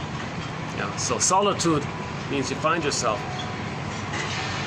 Solitude means you have self-esteem. You're connected to yourself. Solitude is the healthy version. The so-called loneliness means you're not there yet. But the loneliness can convert into solitude if only you feel.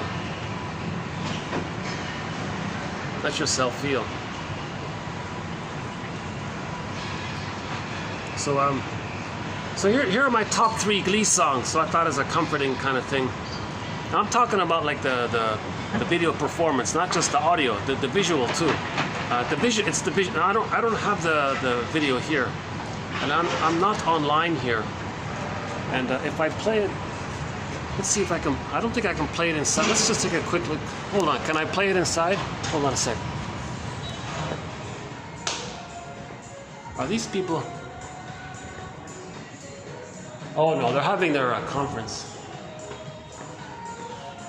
I'd like to play the songs where I'm not going to bother anyone. No, they're going to hear it here. I think I'm sort of stuck out here.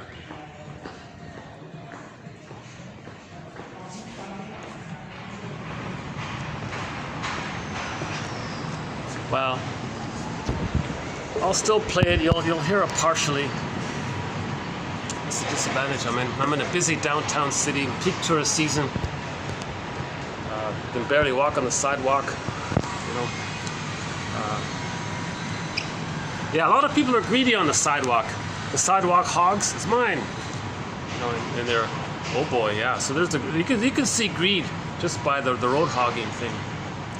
So here are my so in this area of unrequited love, remember it's transference love.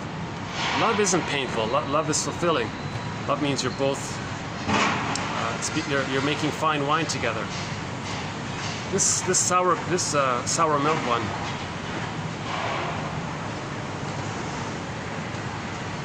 Well, hold on a sec.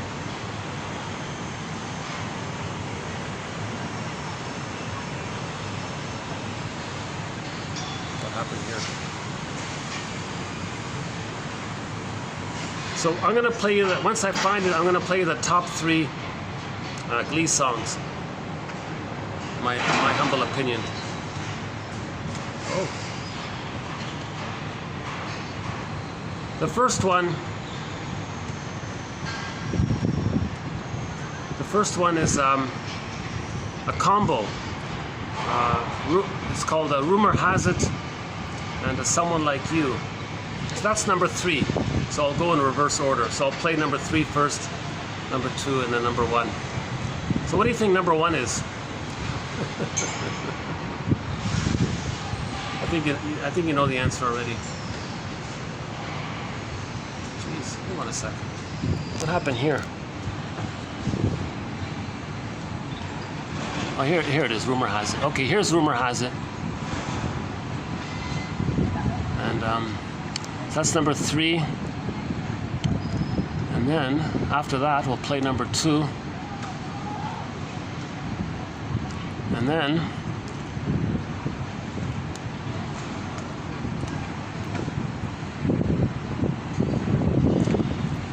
we'll play number 1 after that, which is here. Okay, here you go. Here's my top 3 Glee songs, which fit in with our topic here. So the first one. So again, you're only going to hear the audio partially, but I recommend going to YouTube and watching the dancing that takes place. It's pretty good. Yeah.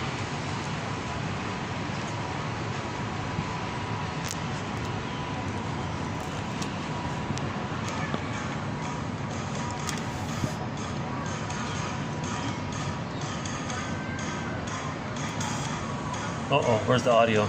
Oh, geez. What happened to my audio? Oh, hold on a sec.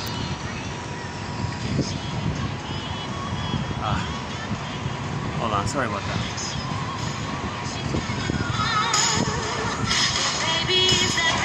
Okay, here we go. Number 3. Number 3.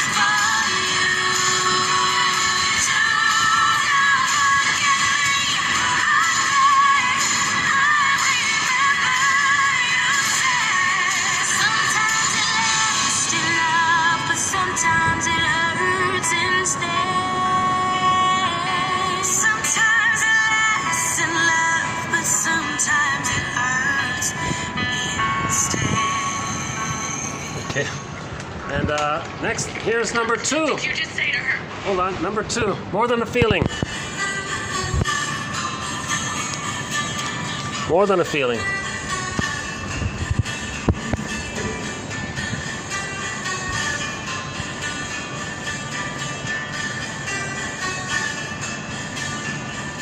I looked out this morning and the sun was gone. Turned on some music to start my day. I lost myself in a familiar song.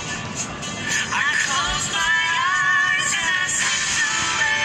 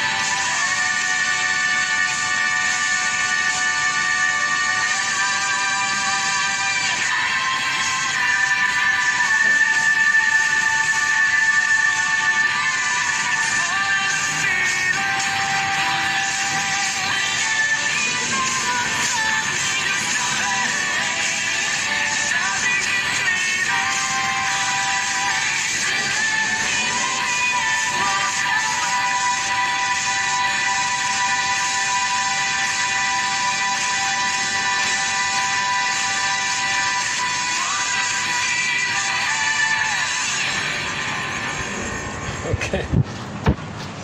And number 1, which I think will come as no surprise.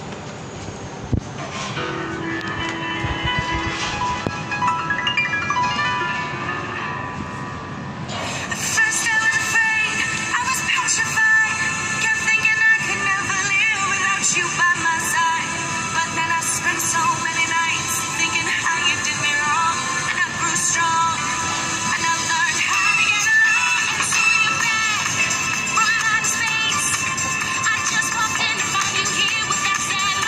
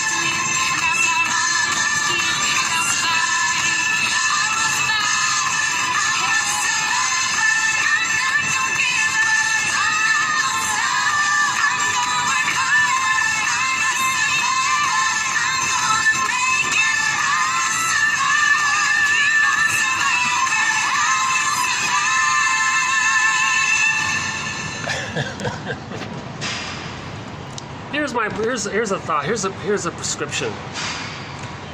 Run through these 20 plus quotes, play these 3 songs, and then do the analytic material. TQ 2435 to 9. Those 130 quotes. If my commentary is helpful, great. If not, read those quotes and then come back to this one here. Read these quotes here and replay those 3 songs. I think that should do it. I think anyone can get through an experience of dealing with being reminded of the failed, the attachment trauma, being reminded of it to get us through it. I think these quotes can get us through it. So the 130, the technical material, and then these 20 here. So roughly 150 quotes to get you through. 150 quotes and 4 songs. The 4th song is in the technical quotes. We played the Doobie Brothers song, "What a Fool Believes," an important song there. Actually, I'm just reminded also, one of the singers there was sort of doing the Dorothy skip there. In The Wizard of Oz, she looked like she was skipping like Dorothy. Well, that's a metaphor for the unconscious. Maybe it's just coincidence, but that part's not important. Okay, so let's do the next second batch. That's the first half. How are we doing now? Oh, we got an hour left. Okay. Okay, the next set, just from a variety of. So these next quotes are not. So that's finished for the Love Stinks book. It's transference love stinks. Don't say love stinks. Transference love. So these quotes just from a variety of other little quotes books. So I just plucked out some general ones to see what happens. So let's see. Okay, hold on. I'm sitting down. Is this better if I do it like this? Okay, middle age. Middle age. The time when you'll do anything to feel better except give up what's hurting you. That's interesting, right? There's a resistance at middle age to stop doing the dysfunctional thing. The dysfunctional thing that we're doing in middle age represents the ongoing attachment to the traumatic mother we're talking about in the memory system. Right? And we're afraid to separate. That's called the second journey of midlife, the hero's journey, where we do separate. So to stop being dysfunctional means you're going to separate from the rejecting mother. So as a defense against the pain around that, many people will do things to feel better. So the big question is at midlife, do you just want to feel better or do you want to get better? Right? Next one here. The price of hating another person is loving yourself less. Yeah. So hate is the response to unmet needs. And then from that, what are the unmet needs? Identify the unmet needs from the past. Identify the unmet need. Name those unmet needs. Safety, warmth, response from the mother, maternal connection, safety, trust. Name those unmet needs that didn't get met. Okay, shifting gears here. Okay, so we do have a thread on propaganda, so we'll add 2 quotes here. In relation to our thread on prejudice, we have a sub-thread on the sociological factors that lead to prejudice. One of the points along that sub-thread is the issue of propaganda. So we'll add 2 quotes here. Why is propaganda so much more successful when it stirs up hatred than when it tries to stir up friendly feeling? Second one. The effectiveness of propaganda depends on the methods, not on other factors. True or false, wholesome or pernicious, it makes no difference. See, the methods. Not about the content. Okay? So if people have complicated grief, they couldn't mourn losses. There's hatred. So the propaganda stirs that up because people have repressed hatred. Right? So it's easier to stir that up because people are eager to have some kind of witnessing.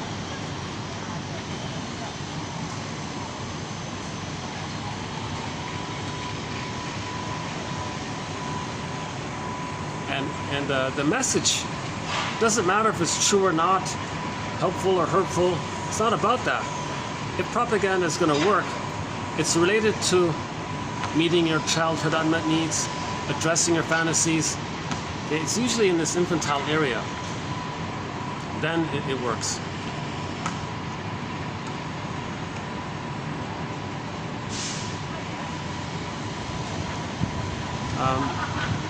I don't usually comment on current affairs. I very rarely do. And this is just a question mark.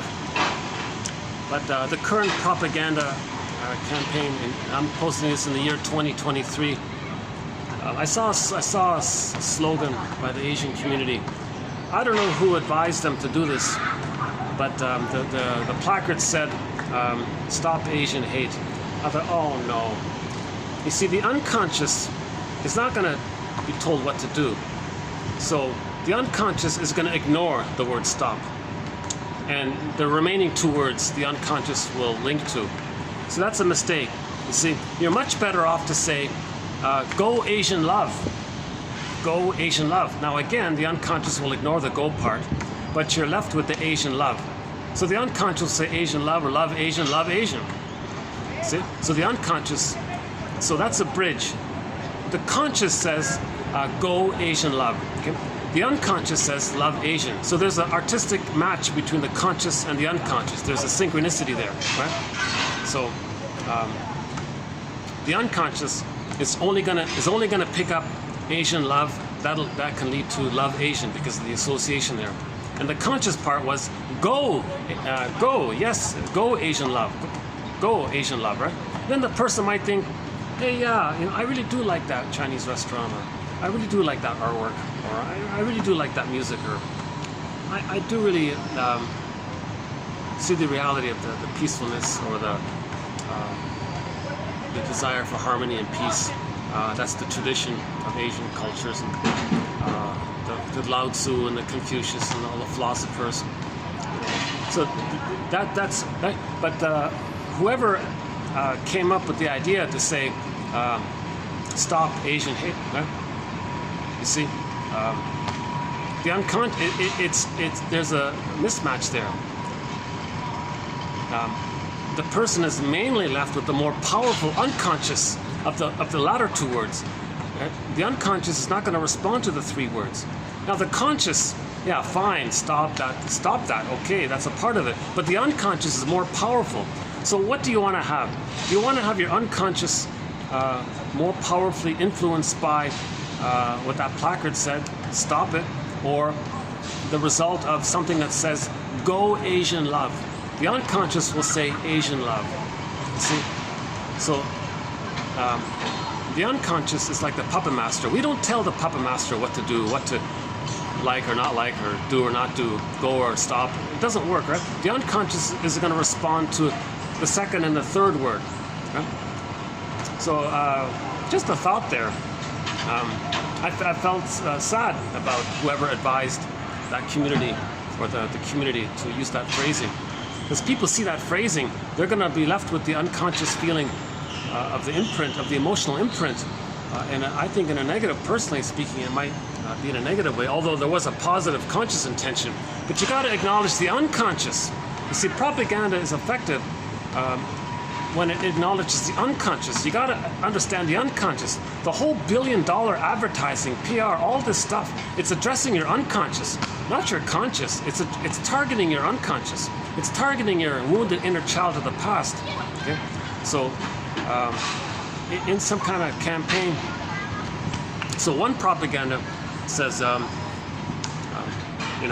you were traumatized as a baby, so you hate your mother, but you want to protect your mother. So displace your hatred towards the mother onto the non-threatening substitute other. So now people are directing, are influenced that way. It's not consciously reasonable And no matter how many times you lie like that, it doesn't change the fact. It doesn't change anything, right? But the emotional appeal is propaganda works on your emotions. And then the response was, well, stop it. Stop it. But their counter should say, go Asian love, I think. You see? And then that's in line with the truth, more in line with the reality. Asians are always talking about peace and harmony and the value of harmony and cooperation and win-win and things like that, you know. So yeah, I wanted to just point that out because I'm sad to see the news items. But I very rarely comment on the news items. Just once in a while I might do it. And I was prompted when I saw that quote about the propaganda. So I kept it to a limit. I kept it to a minute, just a minimum this time. Okay, the next part was about the writers. Quotations written by authors about the art of writing or something. I think this one summarizes it. No tears in the writer, no tears in the reader. No surprise in the writer, no surprise in the reader. Robert Frost. Right? So the writer has got to feel, be surprised, and cry. Then the reader might link to that. If you just write to impress, forget it. But if you write to express, okay. One should never write up or down to people, but out of yourself. So make an I statement. And this one is interesting. To a chemist, nothing on earth is unclean. A writer must be as objective. So you want to accept. You want to be objective. I feel this. Be objective. I have this feeling. I feel shame. Be objective. It's be honest. I feel the shame. So right from there. Again, the chemist. Okay, next one. Your life story wouldn't make a good book. Don't even try. I thought that was funny. On the other hand, there is no agony like having an untold story inside of you. Art is an attempt to bring back into ourselves what we lost in childhood. Art is an attempt to integrate back into ourselves what we lost in childhood. Art is the marriage of the conscious and the unconscious. The last one here was journalism is literature in a hurry.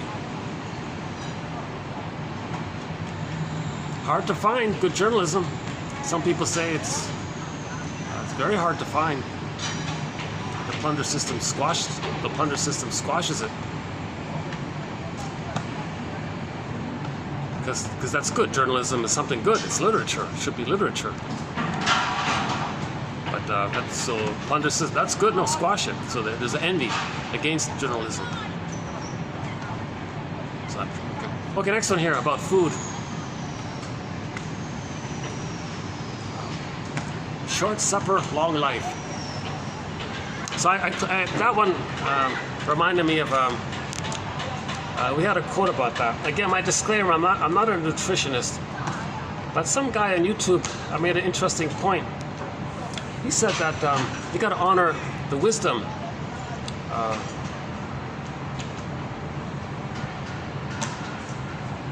for your body's intelligence. The theory is that the body has some kind of cycle.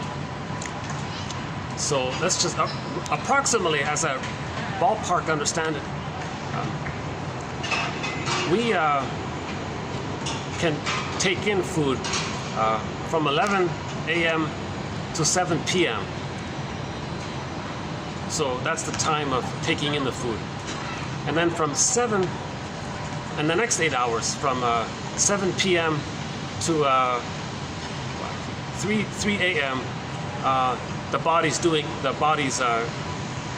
working on it, filtering out what's good and what's not good. It's doing the processing. It's gonna, right? And then from 3 a.m. To 11 a.m., the body's trying to eliminate the wasteful parts. So don't interrupt that. So no breakfast, no dinner. You just eat at lunchtime.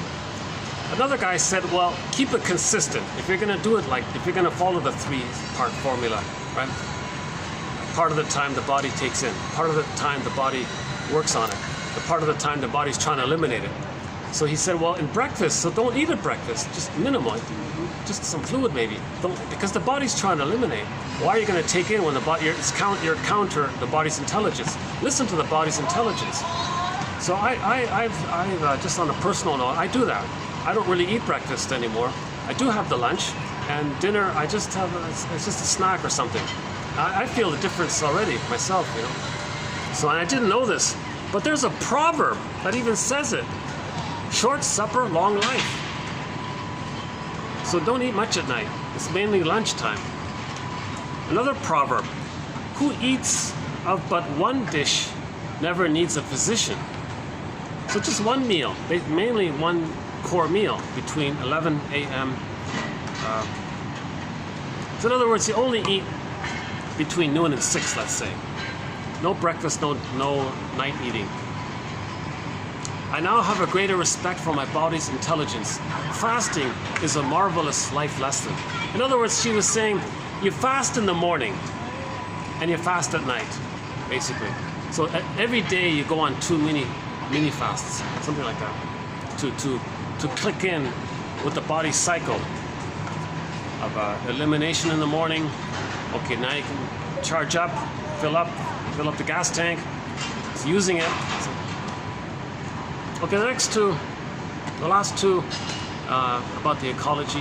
The first law of ecology is that everything is related to everything else.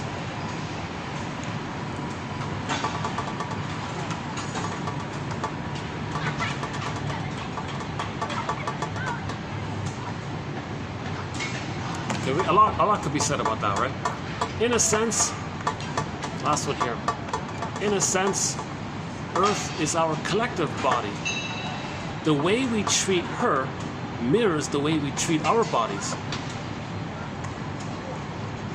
So this reminds me back to the phantom placenta one. If the cord is removed at birth, there's the feeling of something's missing, something's wrong here, something didn't complete. The baby didn't get a kind of complete experience, so he's frozen. Okay, so what am I talking about? So what are we talking about? In the uterus, the cord, one of the veins in the cord is for when the baby sends up the waste part, and the placenta metabolizes the waste elimination, literally. The other 2 veins then sends down the oxygen, food, and nutrients. The goodness. So the baby sends out the waste, mother fine, mother responds by sending down goodness. Mother handles the waste, sends down the goodness. So if that's removed, and there's a premature separate, again, I'm not a doctor, but ideally the cord should stay. The cord is pulsating. The cord and the placenta are part of the child. So it's what? So if the cord is removed prematurely, there's this attitude that the baby didn't have the experience of fully getting his placenta needs met. Repetition compulsion. Planet placenta. He's going to project the placenta onto the planet and replay how, as a baby, he didn't get all of his waste metabolized. So that's a trauma. When there's trauma, we replay symbolically in the present. So the earth now becomes the placenta. Now, people think emotionally, the earth being the placenta, it can handle any waste. It can process unlimited waste. Okay. Now, the baby was right. In the womb, yes, the baby could metabolize all of the baby's waste, but he didn't get that experience. So there's something's missing there. It's that missingness. That's the phantom placenta phenomenon described by Lloyd Damas. So now the dreamy is, oh, the earth is the placenta now. So now people are dumping endless garbage and waste on the planet with the emotionality that, well, mother can handle it, my placenta and the mother can handle it. No, reality check. We're not in the womb. The earth is not the placenta. Okay? Someone said 10 billion tons of plastic have already been dumped in the ocean. And someone said pretty soon at that rate there'll be no fish or wildlife or marine life in the ocean. Because the emotionality is, I don't know what you're talking about. The earth the placenta can handle it. No, the planet is not your placenta. Cognitively, people know that, but emotionally, people are still relating to the earth as if it were the placenta. So that's the issue. That's the power of the unconscious. The unconscious is like the puppet master. See? I know it sounds odd and all that, but does anyone have a better theory for why there's so much waste and pollution and dumping going on? It's to express. It's to communicate and to replay and reenact that the placenta didn't metabolize all of their waste elimination when they needed it because the cord was removed prematurely. Okay? Now the greed. Because the cord was removed prematurely, they needed food, oxygen, and nutrients to come down the other two veins. Okay, that wasn't met. Repetition compulsion. Reenact that. Greed, still try to get it. At the same time, they don't want to accept it because hatred of the good. So yes, the greed is the compulsion to replay the needed goodness. Greed does damage. And the envy part is the person doesn't want to be reminded of the goodness. Now you transfer that over to the breast experience, it continues in the breast experience. So the planet breast, right? It can provide unlimited flow of goodness, endlessly, repetition compulsion. So you gobble up everything that's good on the planet. It can never satiate, it can never satisfy. No thing you get in the present can travel you back in a time machine to the nursery to give you the needed proper love for that time, whereby from which you got the neural networking laid down. That can't happen. Insatiable, timeless, repetition, compulsion. Okay? When there's trauma, we repeat, reenact with the fantasy. We can change the past, but no reenactment can change the past. But you're trying to change the past. That's sort of a confused positive intention. The person wants to change the past because the puppet master doesn't understand time. There's no time in the unconscious. The painful inner child living inside of us, so to speak, is in a timeless state. It's in this frozen, timeless, like that woolly mammoth. Doesn't understand time. 30,000 years. If he wakes up, was there time? He doesn't understand time. So that last one I thought was a good one to end up on, I guess. So, in a sense, the earth is our collective body. The way we treat her mirrors what's going on with us. The outer is a mirror for the inner, inside out. The out is a mirror for the inner. So dumping all this 10 billion tons of plastic into the ocean, all this constant waste, and it's damaging, and the waste is damaging. The envy part of me likes that. Keep on damaging. You see? So the repetition compulsion has a positive intention to change the past, but the deeper emotion of envy says, I don't want to see goodness. So if the waste damages and if the greed damages, the envy part is there. So that is the connection to the mother. This phenomenon is being loyal to the mother. So being loyal to the mother is causing damage around the world, right? That kind of. We got to separate from the mother. We don't want to be a mama's boy. The girl doesn't want to be have the electric complex. So if the daughter's too entangled with the mother, that's called the electric complex. The son being too entangled with the mother, that's called the mother complex. Now the daughter being entangled with her mother, the mother being entangled with her mother, that means the mother has the electric complex. Intergenerational trauma. The mother shaming her daughter, she's using the Jocasta style of mothering. The mother shaming her son, she's using the Jocasta style of mothering.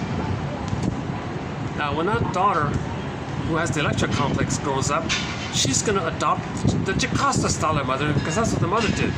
The son, okay? So Electra's, Jocasta's husband is Laius. So the guy with the mother complex, when he grows up, and let's say he has a son and rejects his son to replay how the mother rejected him, he has the Laius complex. So we want to get out of this whole quote-unquote Oedipal issue of fusion with the mother, pain with the mother, trying to save the mother, please the mother. We want to work on the journey of separating from the mother. That's called being Odyssean. We want to move from the one guy says we want to get out of the Oedipus family dynamics into Odyssean. The Odyssean, it simply means the journey to find ourselves. It's just all it is the journey. Once we feel moving towards healing, that's Odyssean. That's why that mini-series is so important and why we featured that soundtrack. Okay, our last song. So an overall concluding song. I thought, what would be a good overall concluding song for the two parts, the love and the second batch here? Maybe it's this one here by Johnny Nash.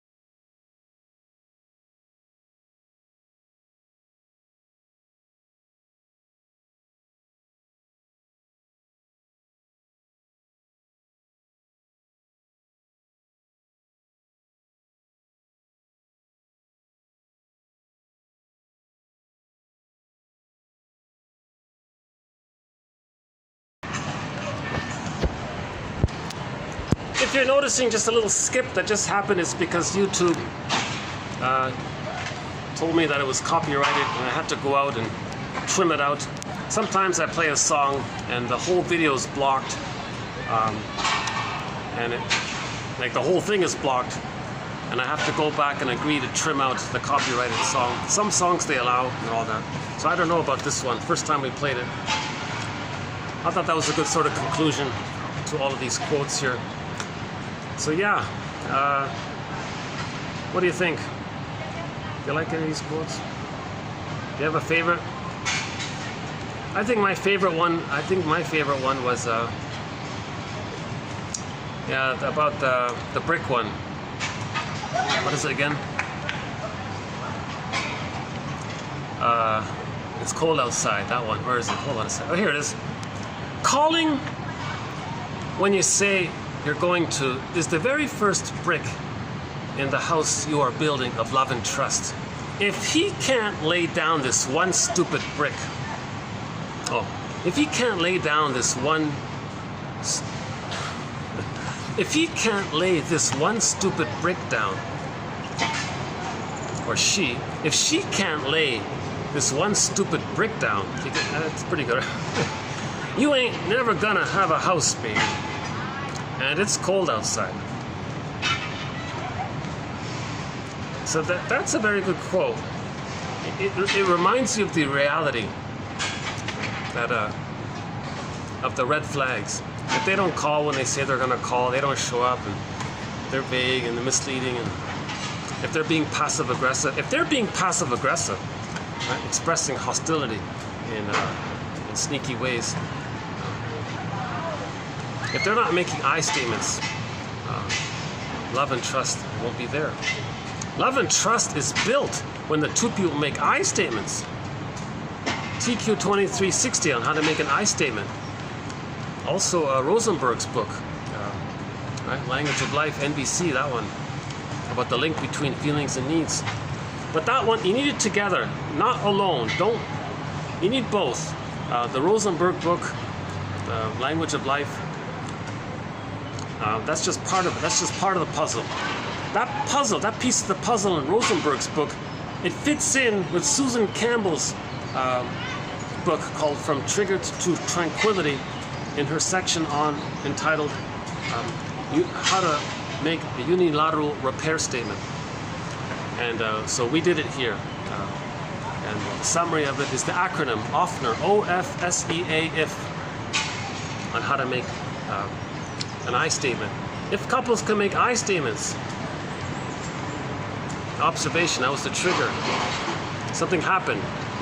You describe what happened. You don't blame them. You just, that happened. That's an observation. You're neutral. You're not blaming them. They're just reminding you of something in the past. The F, OF. F is the old fear from childhood. See, okay, so the old fear came up. You name that old fear. Abandonment, being criticized, whatever. S, the story you told yourself. Okay? Now the E is the emotionality. So now the Rosenberg part. In childhood, you had a need for safety, trust, connection, to be seen, to be heard, to be felt. Okay? That didn't get met. You felt empty, scared, helpless, angry. So you convey that, right? That's what you're feeling. That's what came up by the present trigger. Okay? And then the A part, the apology. So you note how you reacted by the trigger. So I react. That was my defense. So what I said or did, that was my defensive knee-jerk reaction when I'm triggered. And the apology. If I could do it over, if I could do it over, I would maybe tell you up front in the beginning what old fear came up. And the footnote, when I'm triggered, I'm not the best version of myself. So for more on that, the book is called From Triggered to Tranquility by Susan Campbell. I just sort of outlined a sketch of it. So need a little more work on it. I'm amazed at the immense resistance people have to giving an I statement. If people hate the idea of making an I statement, see that's the envy, that's the contempt for goodness, the contempt for vulnerability. That's a mirror to see what happened to them in the nursery. If somebody says they hate vulnerability, they hate making I statements, they hate love quotations or whatever, they hate romantic comedies. Oh yeah, he did mention one romantic comedy.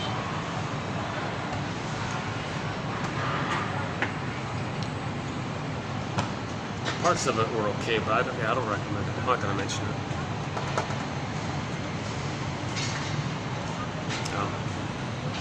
They've identified with the aggressor to maintain the attachment, because that's how rejecting the mother was. The more rejecting the mother is, the more the person identifies with the aggressor. Okay. Then the more rejecting they're going to be in the way they felt wounded. The more correspondence. To stay loyal to the rejecting mother, still waiting for her love, but to get her love, you're going to still be loyal to her, because to get her love, you need to find some way to save her, cure her, make her a good mother. Okay? Magical thinking. You think it's all you, so you think you're going to save the mother, which is a part of you, hence the loyalty. I can see clearly now. After these quotes, hopefully you can see more clearly. So my hope is that anyone can see more clearly now, that we will survive. It's more than a feeling. Rumor has it. Some good, yes, yeah. What do you think about my top 3 pick for Glee?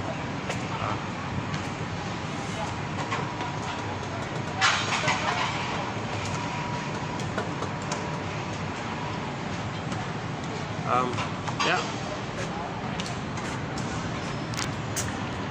I guess school's out, huh? Maybe they're skipping class, huh?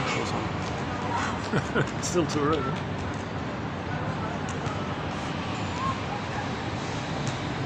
Yeah, there's a community garden, yeah.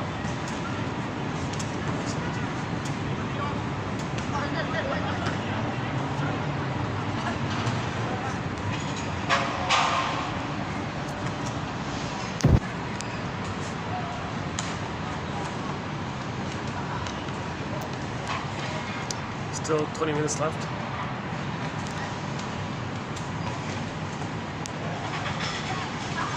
Is there a second one that I like? Let's see. That's my favorite one.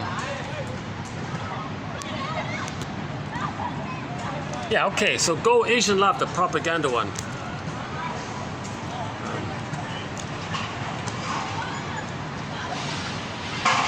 So the theory is, as I understand it, the unconscious is not going to respond to something that you want consciously.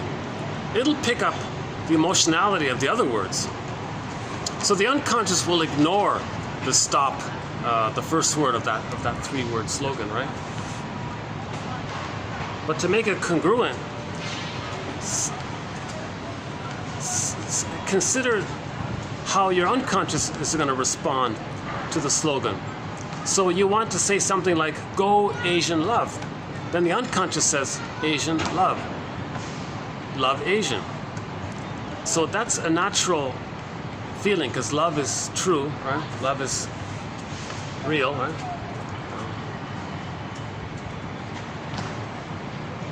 And it's against the grain to hate someone other than your mother when your real anger is towards the mother.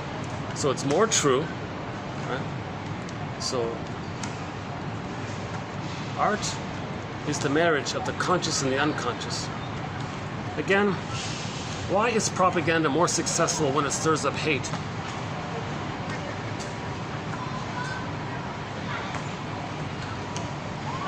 Because a lot of people didn't get the love they needed, so they feel the hate. Repetition compulsion. If you get people to say, hey, do you hate your mother but don't know it? Well, displace it onto some non-threatening substitute other, innocent other. You can identify with the aggressor, say negative things about the innocent others, to reenact how the mother said negative things about you. Okay? So people are eager to reenact and replay what happened. So propaganda can tap into that, exploit that. So propaganda, advertising, and all that, it's related to the unconscious area of repetition compulsion of what happened to them. So the content, the superficial content, it's not about that. It's about the emotionality of wanting to reenact and communicate what the mother did to them. See? So if some kind of propaganda or advertising slogan or whatever is connected to an individual's desire to communicate or replay or see something that represents what happened to them, and their wish to do to others what the mother did to them, for them to replay what happened to them, see, it's in that area. So there can be idealization, there can be devaluation. So if it's idealization, that's more about the religious area, the good breast in the sky, it's idealization. Okay? If it's for selling something, they're going to focus on the negative side. So in other words, we got to heal the splitting. We can't go around with this either-or mentality all the time. That's a sign of trauma. Either or, all or nothing, idealized, okay, hero, villain, these kinds of either-or, all or nothing, perfect, forget it, useful, not useful, these kinds of click ideas. That's the way the baby responds when he's feeling so much pain. He just separates things and he puts things into two bins like that. It's not realistic. The mother wasn't all bad. The mother wasn't all good. She was a mixture. The mother was partly good, partly painful. She was all people have two sides. All people are partly loving, partly in hurt. See, that's the more reality of it all. Baby it's not there yet. The baby can't see the reality that the mother is partly this and partly that. The baby can't do it. So if he creates an imprint and he's stuck there, the person grows up with prejudice. That's trauma. Prejudice means trauma. Okay? Advertising, propaganda taps into that. Okay? So in the plunder system, they might say, hey everybody, when you were a baby, you felt a lot of anxiety, right? And do you remember? You dealt with it by creating goddess and demon imagery. It worked, right? And you want to replay the trauma. Well, here's your chance to replay the trauma. We want the stuff on the other side of we want the stuff of those on the other side of the lake. Okay, other side, our side, us, them, click, click. Okay, your mother plundered your soul. Well, you can plunder and your mother didn't care. So, okay, you can plunder on the other side of the lake and not care. To replay how your mother plundered your soul and didn't care. So I know you want to replay it. So when there's trauma, we want to replay symbolically in the present something that represents symbolically what happened in the past. Advertising, propaganda taps into that, uses that, exploits it. Now the plunder system is very much based on prejudice. And the way to create prejudice is to suffer the children, traumatize the babies. So the babies were removed from the mothers. That would do it. And you can still see an echo of it in the hospitals. The doctor, oh, I got away the baby. Really? What's more important? The measurement or giving the child a lifelong curse of attachment failure? What's more important? Hand the baby direct, barring emergencies and special exceptions. Again, my disclaimer, I'm not a doctor. Ideally, the baby's handed, placed on the front of the mother. The baby latches and starts suckling right away. The continuity's there, the line is there, the reverie's there, the mother's attunement is there. The baby preserves his paradise. If you remove the baby, remove the cord, put him away, you broke his paradise. A huge shock, trauma, betrayal, trust. His basic trust is gone. If the basic trust is gone, he hates goodness, there's the envy. Repetition, compulsion destroys, he'll be greedy to destroy. Now he still thinks he's a god, so he's always chasing this godlike thing. The greed thinks if he gets something, he can return to the paradise, but he hates the paradise, although he's searching for it. Okay? So Richard Kimball. So one good summary of this is that 60s black and white show from the 60s called The Fugitive, starring David Jansen. One of the taglines for one of the episodes was, Richard Kimball is a fugitive from the justice he seeks. See, that outer is for us to project our inner, inside out. The outer is for us to project the inner.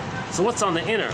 In the inner, the person as a baby has a memory of needing the love, but he's an emotional fugitive from the love that he's still seeking for.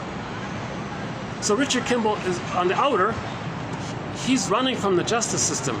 He's innocent, but he's being chased by it, but he's got to search for it to be free. The baby is running away from the pain of the mother, but who's he running? But he's got to run towards the mother at the same time he's running away from the mother. Okay, so that is a very clear outer mirror, artistic mirror to see what's within. So we could project what happened to us in the nursery by that Richard Kimball show. So we as babies were innocent, but we're emotional refugees, running away from the pain of the rejecting mother. But who are we running towards? We want to find the good mother, but we're running away at the same time. Again, Richard Kimball, a fugitive from the justice he seeks. The baby is an emotional fugitive from the just love that he seeks, from the love that he seeks. Same idea. See?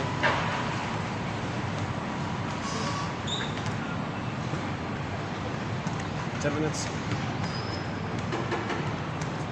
I like this one. No tears in the writer, no tears in the reader. No surprise in the writer, no surprise in the reader. Robert Frost. I think that's a good summary of it all. I wish I could express myself a little more freely rather than just so-called teach it.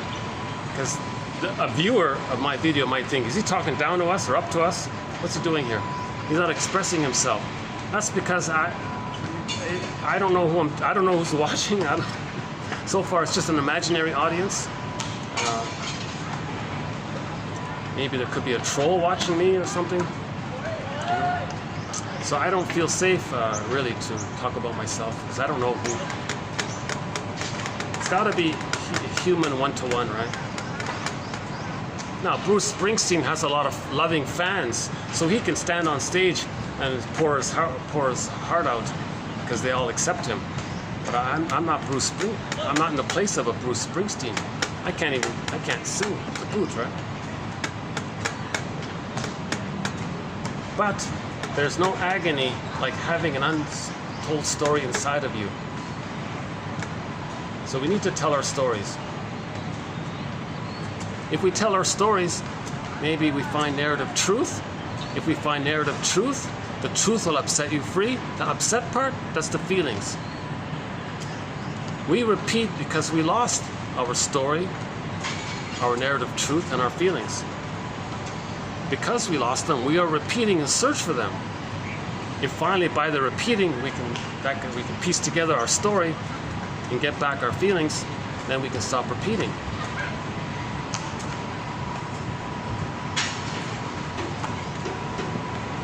I did read one journalistic item and I thought, oh my God, so this is what journalism is.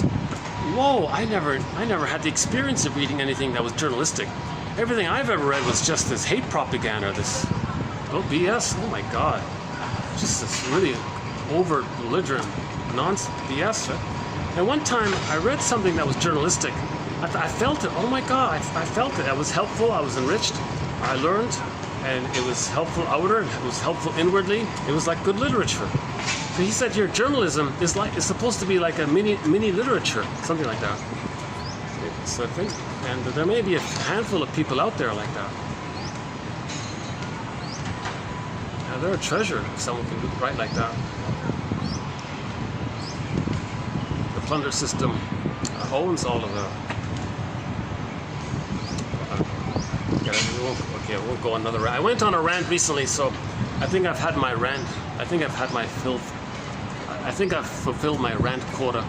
Maybe once every 2 months or 3 months, 6 months, I go on a bit of a rant. I went on a bit of a rant when a certain song came on.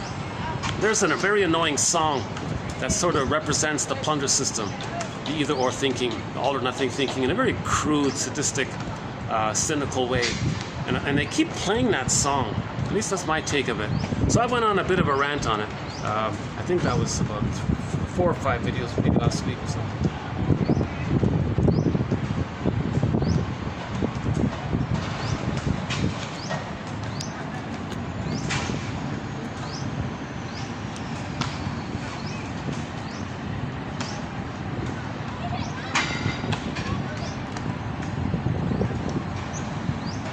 Okay, I guess that's about it. Okay, so those are my 2 favorite ones. 10 minutes left. Let's play one of those Glee songs again.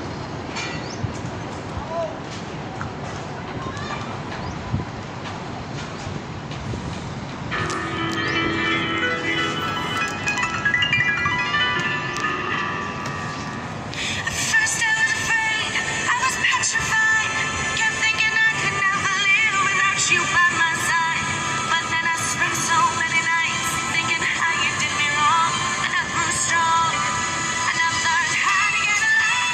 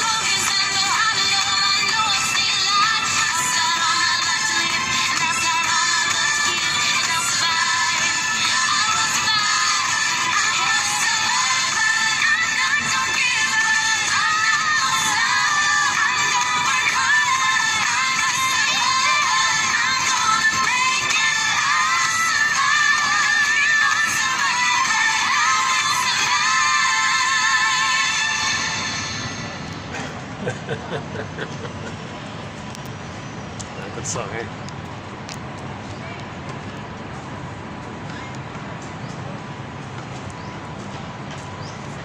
Yeah, that's number one. That's my vote for number one. That one there.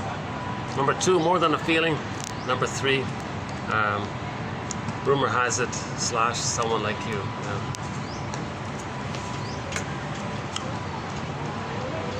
Okay, 5 minutes left here. Well, I could pack up and walk around a bit.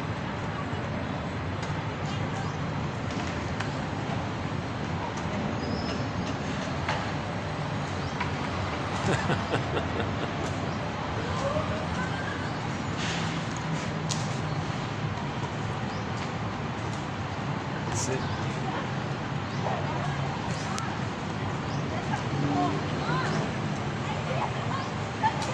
So reality, it's common. The heart,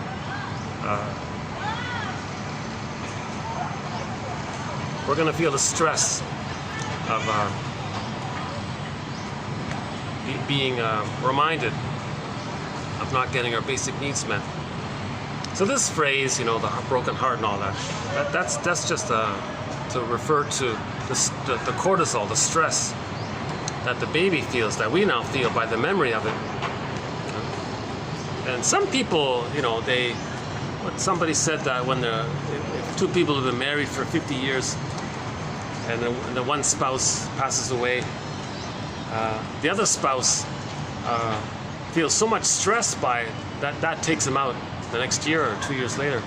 So on average, a lot of people, the second one passes away within 2 years, because the survivor one, he's feeling the stress of the loss, right?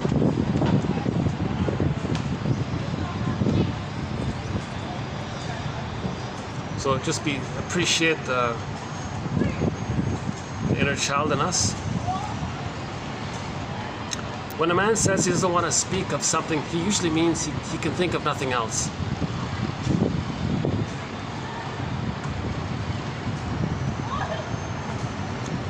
Nothing takes the taste out of peanut butter quite like unrequited love. I'm assuming that was Snoopy who said that. Or was it another one of the characters? I don't know.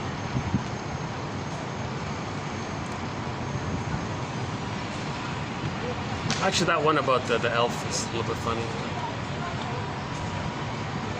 Metaphor for our feelings.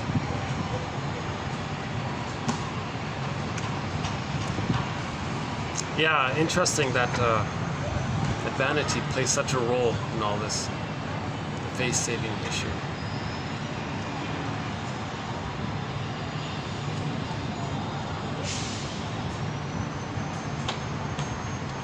Okay, I guess we covered today's quotes. I'm glad to take a bit of a break. Yeah, today was sort of my break day. These youngsters are pretty good.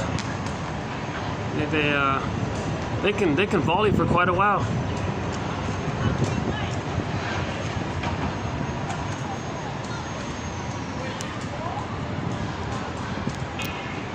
Well, see, all of the other venues around here are pretty much taken, so there's no real place for me.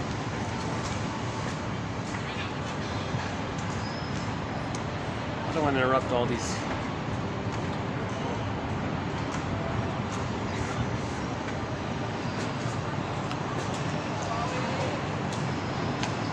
Well, I can take a peek upstairs. Let's see. Let's just take a peek. Why don't I? Okay, let me pack up here. And we'll take a peek up. Maybe we'll end up the video. Whenever this video just suddenly cuts out, that'll be the end of the video. So yeah, I'll just say thanks here. So thanks very much. This has been TQ 2534.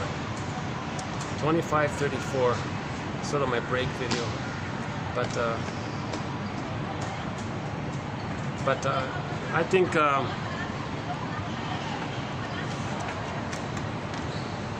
I think when people make slogans and placards, people got to realize how the unconscious is going to pick up on it. So in my humble opinion, Go Asian Love is a lot more healthy. It's a lot healthier and realistic. Okay, let me pack up here and we'll finish this upstairs. Hold on, let me just put this down here.